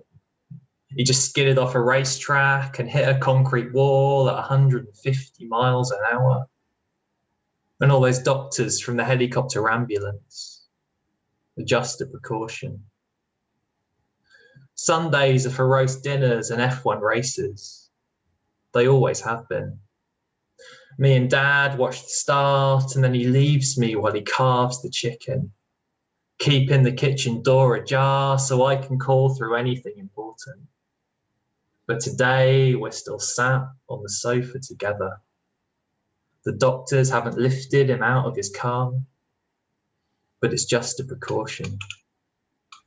I'm going to meet him at a race one day. I'm going to say how I race karts like him and how my daring overtakes annoy my friends like his annoy the other drivers. Maybe get a photo if I'm brave enough to ask. The big cloth obscuring the cameras is just a precaution. The 6 o'clock news will say he'll make a full recovery. He'll be sat up in a hospital bed explaining how he's going to take his title back. Dad turns the telly off. It's just a precaution. And then I'll go back to finishing on a lighter note. Went back to visit family and my roots for the first time in about 9 months because of that pandemic thing. And this is called Ford Capris Are Better Than Volkswagen Beetles. Today, me and Chris are 8 years old, softly superimposed on my view from the uncleared roadside table at Snooty's Cafe, waiting for the 24 to middle school. There's no sign or shelter, but we know the bus stops here. And we know it's almost always at least 5 minutes late, so we dare each other to dive inside the keyboard shop and wonder why our little village has a keyboard shop. I can just about play Happy Birthday, but Chris is already grade 4, and I don't know what that means, but we all call him Mozart because he's better than Mrs. Phillips. But we don't go inside. We never do. Chris thinks that Volkswagen Beetles are better than Ford Capris, and we wonder if the bus will arrive before the old lady gets her newspaper and walks back up Station Road. Station Road doesn't go to the station. I wonder if it's the only station road in the world that doesn't, and Chris thinks that's weird, but Nan says it's interesting, though she says that about everything. Me, Mum and Simon often go round to her flat on Station Road. Mum says not to ask her why she keeps the loo roll under a doll, because she always has really nice jelly sweets and gets me toy cars from the post office. They never have any Ford Capris, and she never comes to the playground anymore, even though it's really close to her flat, where Station Road rejoins the main road by the bus stop at the top of the hill, where I doggedly wait for the 45 to sixth form with Jasmine. She takes my averted eyes and awkwardly fumbled words and shows them what a broken heart is. The bus even later than usual, while I wonder if I'll ever meet anyone as... I'll just clear those away for you. I tell the barista that Snooty's used to be a keyboard shop, and she nods politely. So thanks everyone. They're my 3 little reminiscences. And if you want to, I'll put my links in the chat if you want to hear more stuff. And please do follow Poetry Global Network. We have multiple shows every week. We're going to have 3 new shows every week, as well as obviously the Poets Reacts, and Finn Bell does a great show as well, Poets Lighthouse, interviewing poets each week. So thanks for giving a few minutes to listen to my poems. Cheers. Wonderful work, Martin. I write a lot of autobiographical stuff myself, and I really appreciated that. I mean, you're writing as yourself now, but you're also yourself back then, and it's great stuff. Thank you, Chris. Thank you. Yeah, thank you, Martin. Yeah, really, very engaging. Thank you. Well, our next poet is Heather Howard from England also. Heather wanted to introduce yourself and some things, so please do. Hello, everybody. It's been a wonderful afternoon. So much really good poetry. It's great. I'm going to share my screen.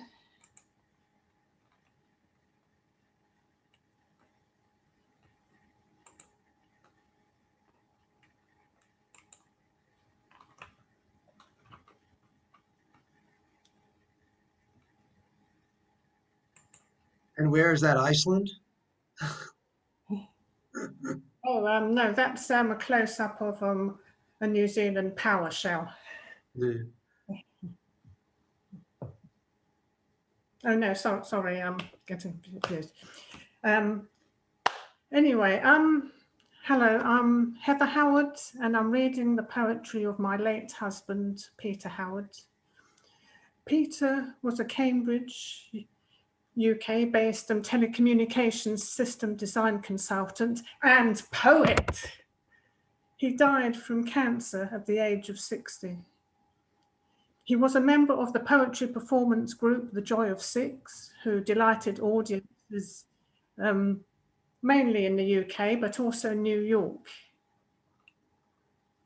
Remember Felix Baumgartner, the man who jumped from space in 2012? Felix had a device strapped to his chest to monitor his vital signs. Peter wrote the algorithms inside that device.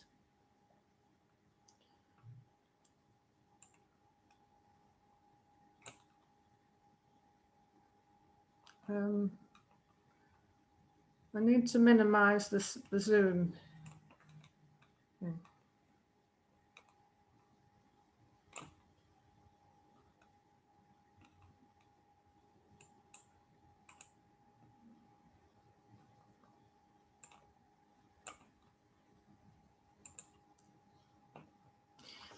Right, the first poem is Fugue.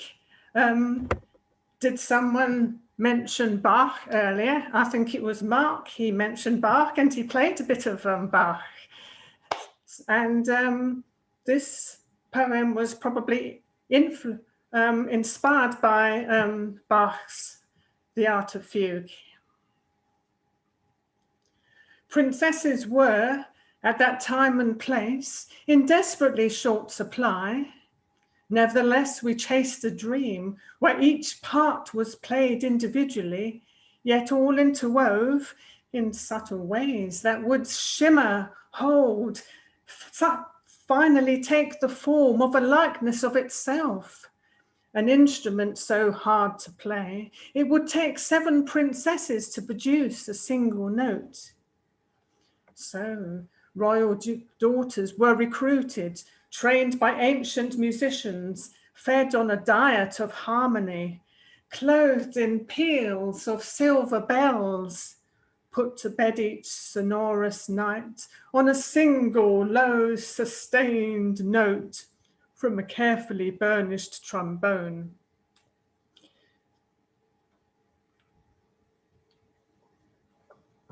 Thus pampered, they mastered an overture soon enough, but the instrument so hard to play, it took 7 princesses to produce a single note, eluded them until, almost, it seemed, by accident, one solid note appeared, hard and bright and palpable. Another joined, then a third, and a flood poured into the air, shimmered, held, finally took the form of an instrument so hard to play, it would undoubtedly take at least 7 princesses to produce a single note.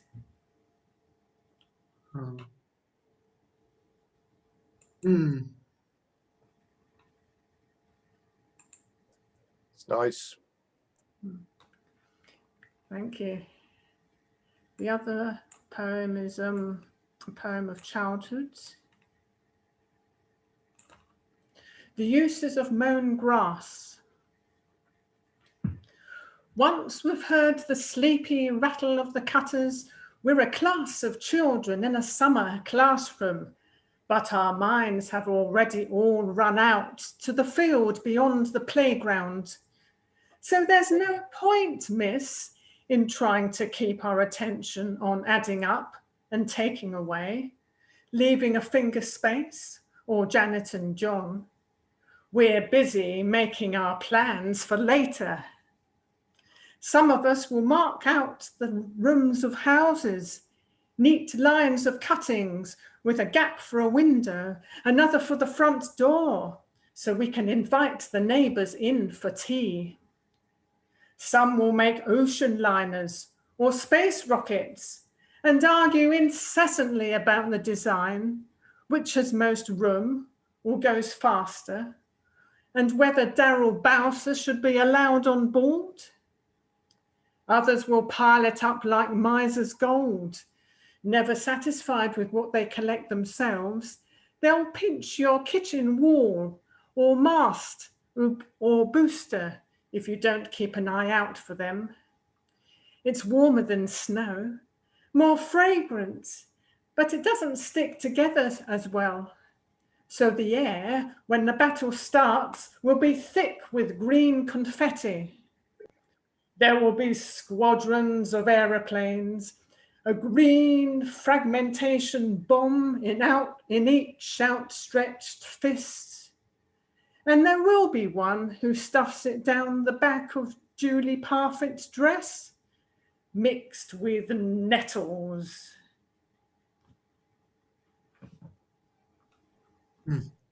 Such fun. Lovely, the gift of childhood. That's so inspiring that you to read your late husband's poems like that. His soul in poetry lives on in your reading, and it really is a very moving thing. And it That's sort of- transports us. It transports us right back to become with those children. Yeah. Mm. Yeah.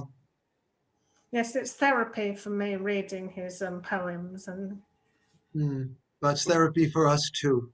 Yes. thank you. Wonderful, Lara. He was a very powerful poet. He understood the craft. Yes, indeed. Thank you. Thank you, Heather. Thank you, everyone. Well, our I next like the green poem. confetti, Heather. Oh. I was telling Heather I like the green confetti.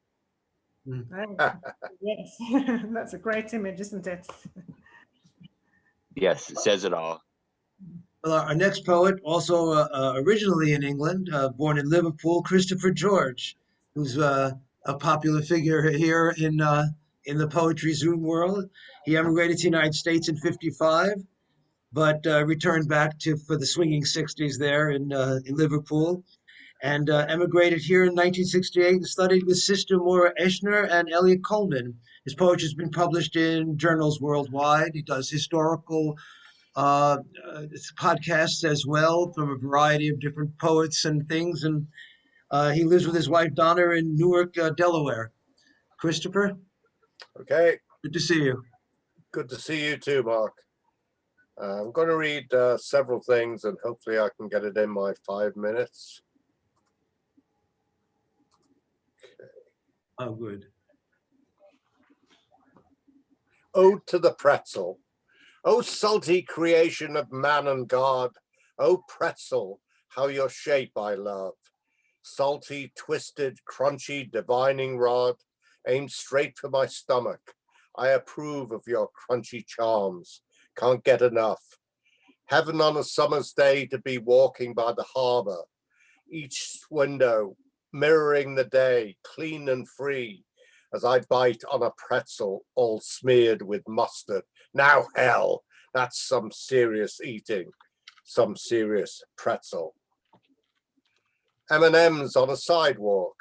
It's another sidewalk masterwork, but no artistic genius created it, just a clumsy kid perhaps, and whomever poured the pebbled cement.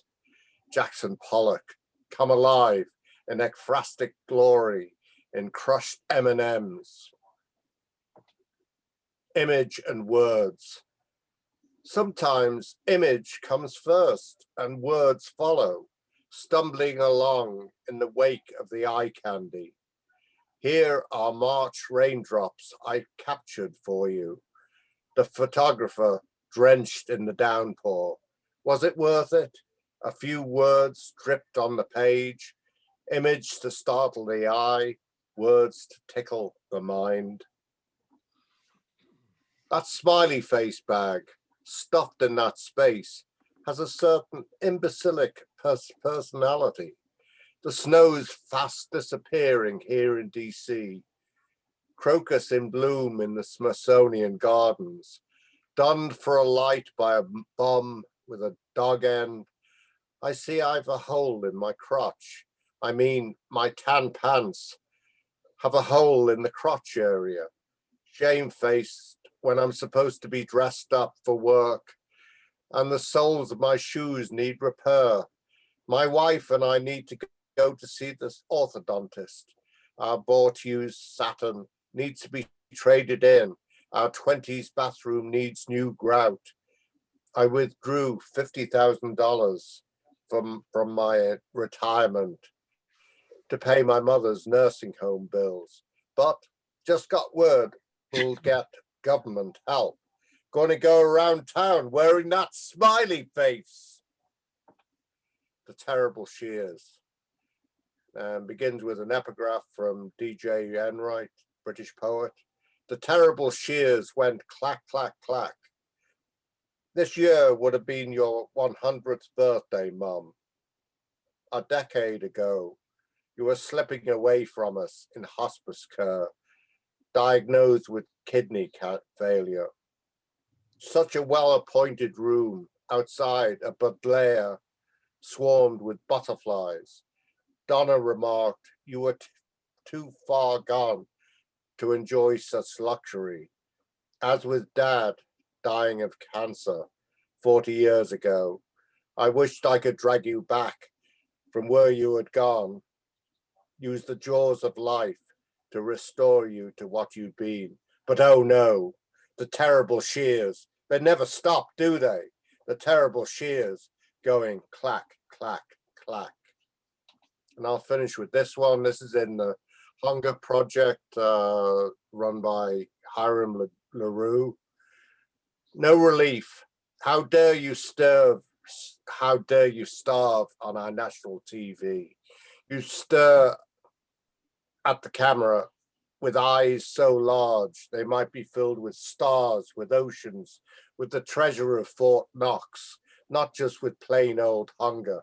We can satisfy by opening the refrigerator. Don't flaunt your tragedy at me. You have hunger enough, we could drive a Cadillac through it. How dare you show your ribs like that? This isn't the Smithsonian. These sort of things just don't happen. Didn't anyone tell you? Crawl on back through time and join those other miseries. Dachau, Wounded Knee, the Black Death. How dare you thrust your bloated torso out? You're just not svelte enough. Don't shove your claw of a hand toward me. Don't open your mouth with your disasters of teeth. When did you last see your orthodontist? Don't speak to me. We can have no converse.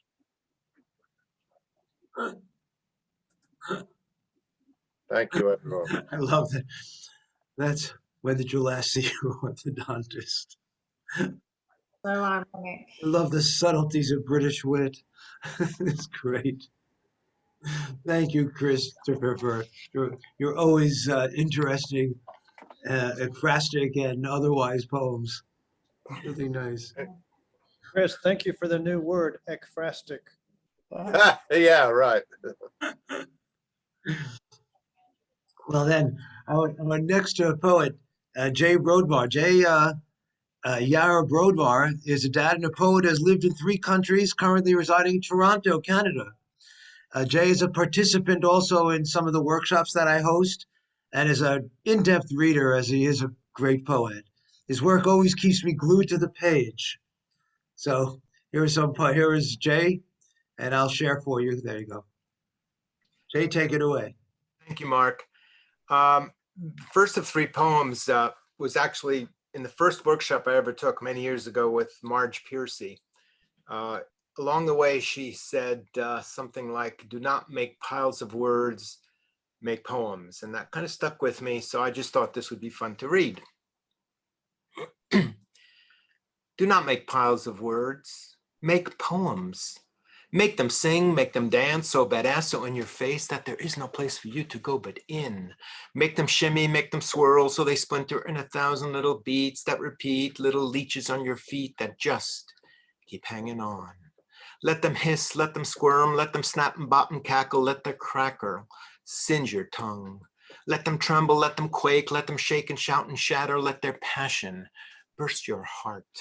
Let them bake, let them brew, let them undulate and stew, let them percolate to something new. Let them know you inside out and let them go. The next 2 poems both share a locale type, and I think for most of us, they're also very, very far away. Wadi Rum. You have seen grander canyons, deserts more expansive, but never such a quiet place. Close to the bottom of the world, far from sky, far from anything permanent that is ours, we waited for the sun to end its dusk-hued lingering among the hill rocks and miles of silent, ancient coral sand. There we sat quiet, not presuming anything for ourselves, growing into shadows. And I will end with At Sinai. I was there, so were you, at the mountain's border, in wilderness, so much proscribed, so much prescribed, cleansed, purified, sanctified, 3 days wedded to anticipation.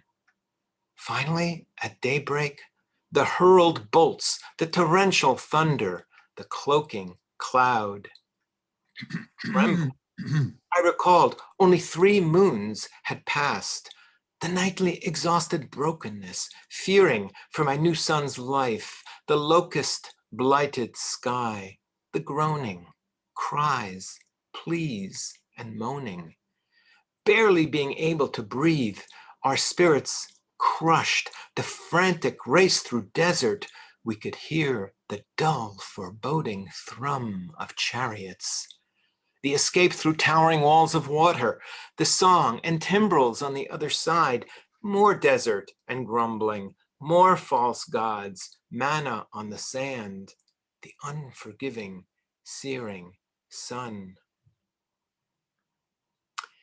A furnace fire descended that day, and the overwhelming, crushing, unrelenting blasts of the ram's horn, the echoes of that day and what came before and what came after, the echoes, waves of rolling, roiling echoes, floating in the lingering smoke. Everything canceled by that mountain, trembling over our heads, blotting out the lightning bolts, and then sudden silence and the thick mist cloud radiating chill. And then the voice of glory thundered. We were afraid. I was there. I am still. Thank you.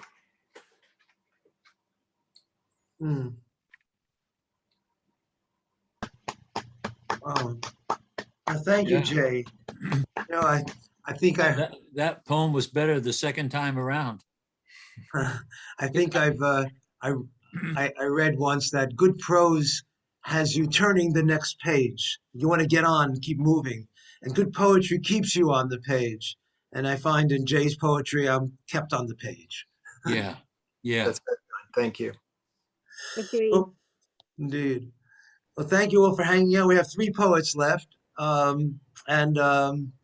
it's sad that, I mean, you have to just make a list and it just kind of comes as it came through. And the next 3 poets are as wonderful as the first 17. So I'll first introduce Kemlin, also a participant with me on the Poetry Global Network.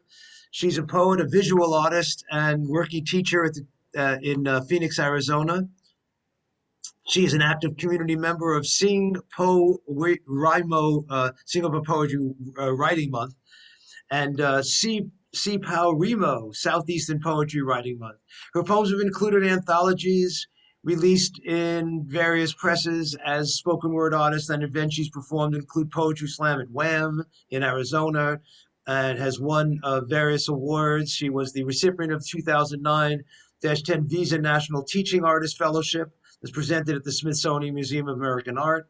She's working on a project with her poems and artwork.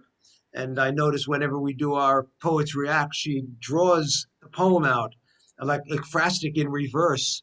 I like that. That's perfectly described. Thank you. And she never fails to amaze me with her wonderful reactions and poems. Please welcome my friend Kemlin. Hello, everyone. Let me share my screen with you. Thank you so much for all the lovely poems that you have shared. So I've just been astounded and feel honored to be presenting with you. So this set is called Self-Portrait. And I'm going to put up a content warning for trauma and abuse. So this is a translation of poema Quince after Pablo Neruda. And it's cannibalized, of course. I like it when you shut the fuck up because you are absent. Distant, my voice does not reach you. Your eyes have fluttered away. My kiss shattered your lips. Like all things, my engorged spirit emerges from your skin. Butterfly, you once dreamt of uniting with my soul. Now you are a melancholic word. I like it when you shut the fuck up. You are distant. You are a bitching butterfly in my lullaby.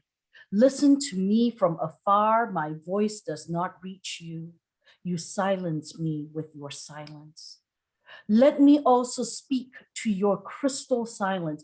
I am your lamp, clear as a wedding ring. You are like the night, silent and conniving. Your silence is the stars, so distant and so easy. I like it when you shut the fuck up because you are absent, distant, suffering until you've died. A passing word then, an adequate smile. I am filled with happiness, happiness that hides a lie.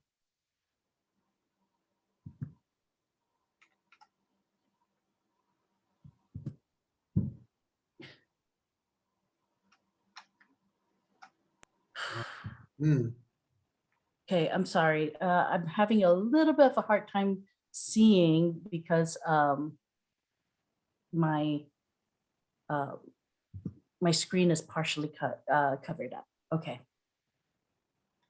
This next one is called Nice Girls Do What They're Told. Yeah. You want to, right now you have it amongst, just Okay, isolated, yeah. Yes, I'm so sorry. Sure. It's just I couldn't see the how do I get rid of everybody's? You got it. Yeah. Okay. Okay. Let's see. I'm trying to close the the video part. Yeah. Yes. Oh no, it's not working on the right. Okay. We see it perfectly. Okay. Yeah, but yeah. Okay. Nice girls do what they're told. When you told me you loved me, it was shorthand for, I know you'll do what you're told. If you're given a lie, mistaken for love received, abuse is insidious. Oh, I'm so sorry. I really cannot see it, and I don't know how to shut the see the right hand side. Oh, Okay. I apologize. What do I do, Lawin? Yeah. You will. Why don't you try first? Minimize your screen. Okay? Right. Okay. Got it. Okay. Next, try to turn off the gallery view. Okay. So it's just a little. So how do I turn off gallery view? I'm so sorry. Okay. You have the view. You have the view button, right? Upper right corner. Upper right corner. Yes. Okay. So hover on top of view, then you see standard side by side speaker and so on and so forth, right? Standards. Oh, I see more, and I see all your pictures. So I'm trying to get it closed. You know what we could do? You could send it if you send it to me, and then we'll move to the next point, and that's okay. Send it to me, and then I'll put it on for you, and then we'll move on to Dale, and then Anna, and then you'll close it up. Okay? Yes. Just So take your thank time. you. Sure. All right. Thank you. Okay. That happens. I understand. Of course, no problem. So while we're doing so, our next poet is Dale Brown, the author of I Know I Can Climb the Mountain, a poetry book which sold out its first edition of 1,000 copies. Yeah, yay, Dale. She's the author of 4 other nonfiction books, many other articles, including one that was published in the Washington Post. Over 200 of her poems were published in literary magazines and newspapers. She read poetry at the Folger Library, the Martin Luther King Library, Georgetown Hospital, and many other venues. She's read each year at the Poetry Cafe, a program for the Arts Humanities Division of Georgetown University. Her most recent featured was For Words Out Loud, which I was there for. One of her poems, Harness, was selected as the Regional Poet Laureates for the Day 8 Opens Mic Award in 2021. Welcome, Dale Brown. Thank you for waiting for her. Dale, I think you might be muted. Dale, I don't see that you're muted, but there. Can't hear you, Dale.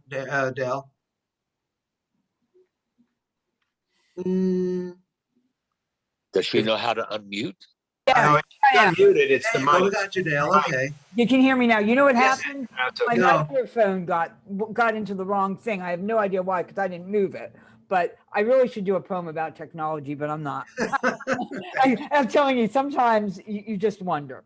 I You got love it. it and hate it. But let me go on. So I really struggle. I thought I was going to be last. I'm kind of glad I'm not because I wasn't able to figure out a poem that would be good for last. But I'm going to read one called The Paint Job.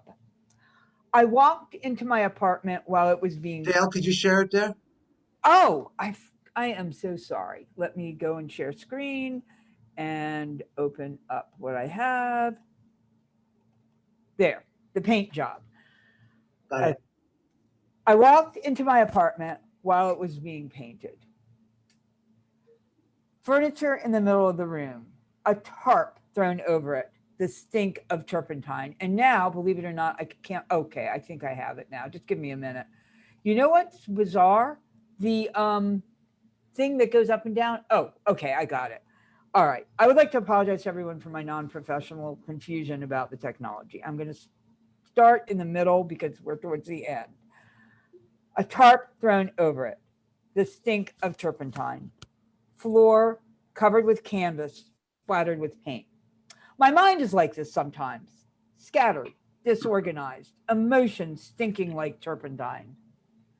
But when the paint job is over, my apartment will be beautiful, shiny, and clean. And my mind goes through periods of disorganization. And I cannot control the scroll. Okay. Scattered. My mind is like this sometimes, scattered, disorganized, emotions stinking like turpentine. But when the paint job is over, my apartment will be beautiful, shiny, and clean. In the same way, my mind goes through periods of disorganization and eventually will come out stronger, better, and more intelligent. And I would like to apologize for everyone for being an exact illustration of that. You can all be guaranteed that the rest of my poems will be better. Okay. I didn't mean to be such an example. Don't worry, don't worry. Homeless beggar, and I was thinking of Maxwell Oakes when he was reading and heard his bio. I walk into the convenience store to buy candy. An old man sits by the door, his knees up, his arms around his knees. He has gray hair and he hasn't shaved. He catches my eye and we connect. He does not speak, too exhausted, too dispirited to beg. Sometimes I feel that way at work. Too tired to get that signature. Too tired to request that training. I ask, can I buy you anything? His eyes brighten. Coffee, he says. Coffee, I think. Coffee? Coffee's full of caffeine. No nutritive value. Well, I was planning to buy candy. So I pay for the coffee and motion towards the coffee machine. He stands up. He smiles. He walks towards the coffee machine. He looks at the donuts, his eyes and face hopeful. I buy him one. Why doesn't he work, I think?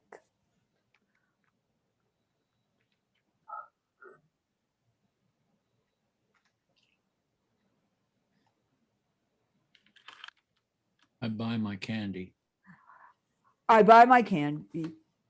He is at the door, his knees up, his arms around his knees. He chews his donuts, slowly savoring his bite. No nutritive value, I think. He could work. How hard did I work today, I wonder? You know, I was discouraged and they wouldn't accept my project anyway, so I moped and complained. I open my Kit Kat and break off a piece. I savor the sweetness. Both of us eating food we should not eat.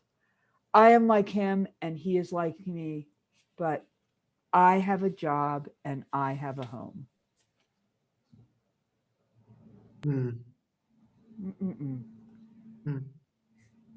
So this poem I did think of as last, and it is, so I don't have to move it. Must I smile at death? I don't want to celebrate your life. I want to mourn your passing. I will never see you again while I am on earth. I might sense your ghost, remember your smell, or even read your Facebook page. A sad substitute for holding your hand and seeing your smile. We cannot take the time for tears. We must form a face of cheer. We may not mourn death, but for you, I will break the yoke of enforced positive thinking. I will cry. Yes. Yes. Good one. Well, thank you. That has been the last emotional poem for sure. Thank you. Thank you. Don't worry about the technical stuff. I mean, that just flows after a bit. Yeah, no, I will write a poem on it, I promise. Yeah. I just got your stuff, Cameron. I'll put it on in a second. I'm gonna have Thank Anna read, you. and then we'll finish up. Okay. Perfect. I Let me introduce appreciate it. Thank you. Anna, whom I met at one of the open mics and really thrilled me. And she's also participates in. This is one of the poetry collection books. This one is the DC Poetry Collective, in which Anna also contributed, and I did. And Anna was born in Belgium, grew up in Italy, and lives in Cambridge. She's adopted by her two cats. She's a graduate of Columbia University and has a novel, Eden Undone, which can be found on Amazon and has also been featured in the journal Lighten Up, The Nightingale and Sparrow, and Skirting Around. And it's my pleasure, of course, to introduce Anna Lindsay, great reader and great poet. Thank you very much for that introduction. Just one correction, at Cambridge University, not Columbia. Oh, I'm sorry. I'm flattered that you think I came to There's university. there's a bit of a difference in terms of time and place. Yes. There's no punting in Colombia. Just a matter of a tiny little puddle between the two continents. Between the two continents. So yeah, I'm feeling slightly daunted after so many amazing poets. I hope you don't feel disappointed for the wait. Oh, no excuses here. This isn't an excuse, it's just sort of warning. Okay, so I'm going to, since Mark talked about my international background, let me start with this one. Colors. I am the colors of the world, spectrum spanning. From Russian white escaping red, all worldly wealth sewn into hems of newly stateless skirts and cotton diapers, set to start afresh. To Asian oranges and yellows, seasoning embedded in my cells, who were when ignored by family law. In Hong Kong, someone asked if I were Afa's sister, notwithstanding my lack of epicanthic fold. My blood circulates the evidence of generations, how the heat of green southern European groves grew a love story there in the passionate sun-toasted soil, sharing bright siestas skin to skin under limitless skies, indigo nights. My father says, I am who I am. And though each generation's born the purple bruise of rootlessness, changing nationalities and names, I am my father's daughter. Tracing each journey in my DNA, I am who I am. My veins bear the colors of the world, hallmarking my mongrel pedigree. Wow. Let me share the next one. My blood circulates the heat of generations. I love that. There are a lot of good lines, especially like that one. Thank you. So this one is capillary effect. Those ancestors drawn to this isle, one ship, one wave, one drop at a time, flowing across lands until they reached the hairbreadth shoreline here, pooling resources, drip-fed by the cloud-touched earth, adhering to the peaty dales. Picts, Brythonics, Goidelics, or Goths, we do not know what names drifted through the mists, ghostly with time. We do not know them. Yet they live in our veins, our heartbeat's testimony to that distant ebb and flow. the surface tension of those settlers washed in with the tides, becoming one with this porous land. Mm, You've got a theme going here. that's a great. Just by happenstance, yes, those two. So these have all been written in the last couple of weeks. So Good poem. but another one of place, and that's fen views, and fens are, it'll probably become clear from the poem, but it's the sort of land around Cambridge which was, it's reclaimed marsh basically. Fen views. I love its open skies, arms wide as our circumference, resting aerial elbows on the flats of fens, fields stretching furrowed soil to crisp horizons. Inquisitive roofs poke occasional noses into its business, checking the taste of today's air, the height of clouds, what birds wheel as specks above, calling on the sun to light fair thermals. Houses huddle, swapping gossip, staring deep into each other's eyes, indifferent to what their roof slates see. But it's the sky which gives my heart the space to breathe, embracing our tiny vastness in its airy hug. Wow. Wow. And my final one is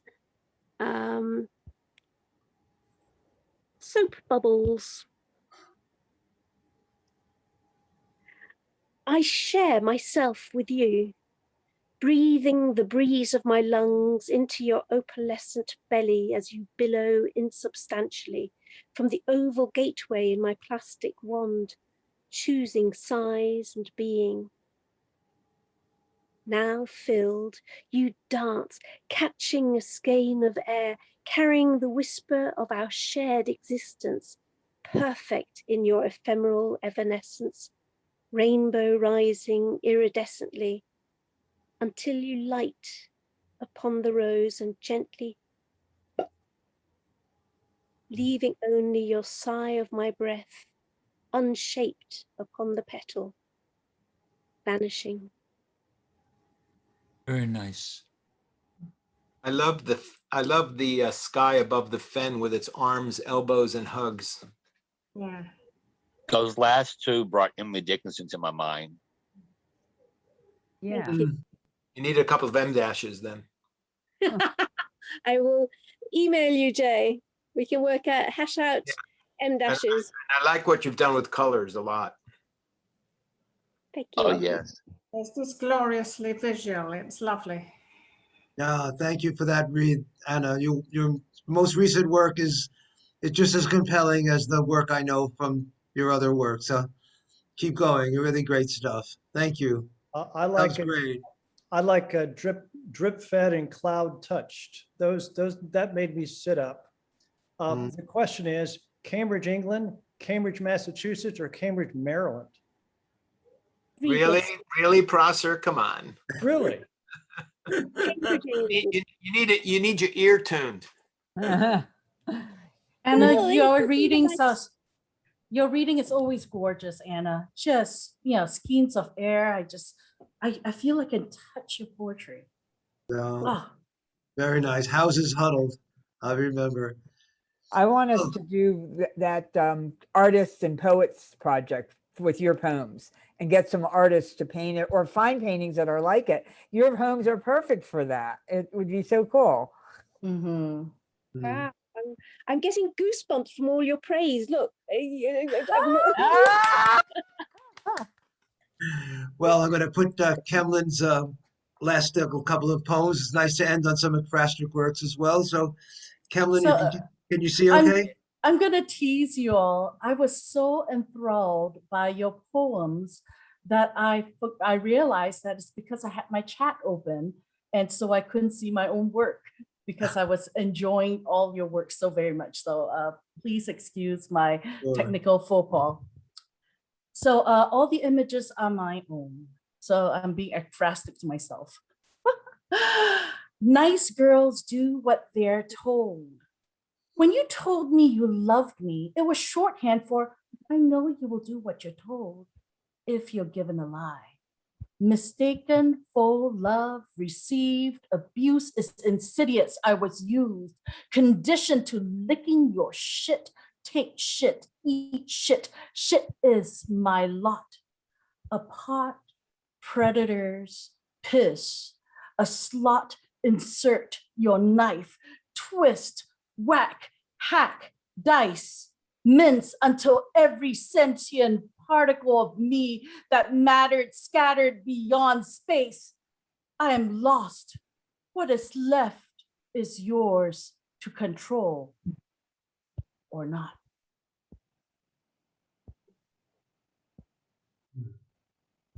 Or so you thought. I couldn't see the bottom. Oh, I'm sorry. Okay. That's okay. Sorry then. No worries. The next poem I have for you is called Hero. Hero. I want to be me, but who is she? Don't want to be blind, lost in darkness. Wake me up, queen bee. Don't be a drone. Buzz, bust in your beat. Strut down red carpets, diamonds, crowned hair. Dazzling fair as one. Be beautiful, be fabulous, be magnificent, be benevolent to myself. Save the damsel. I ride the white horse. I brandish the sword. I climb the high tower. I kiss myself on the lips. I wake myself from darkness. I want to be the hero of my own fairy tale. I want to love me.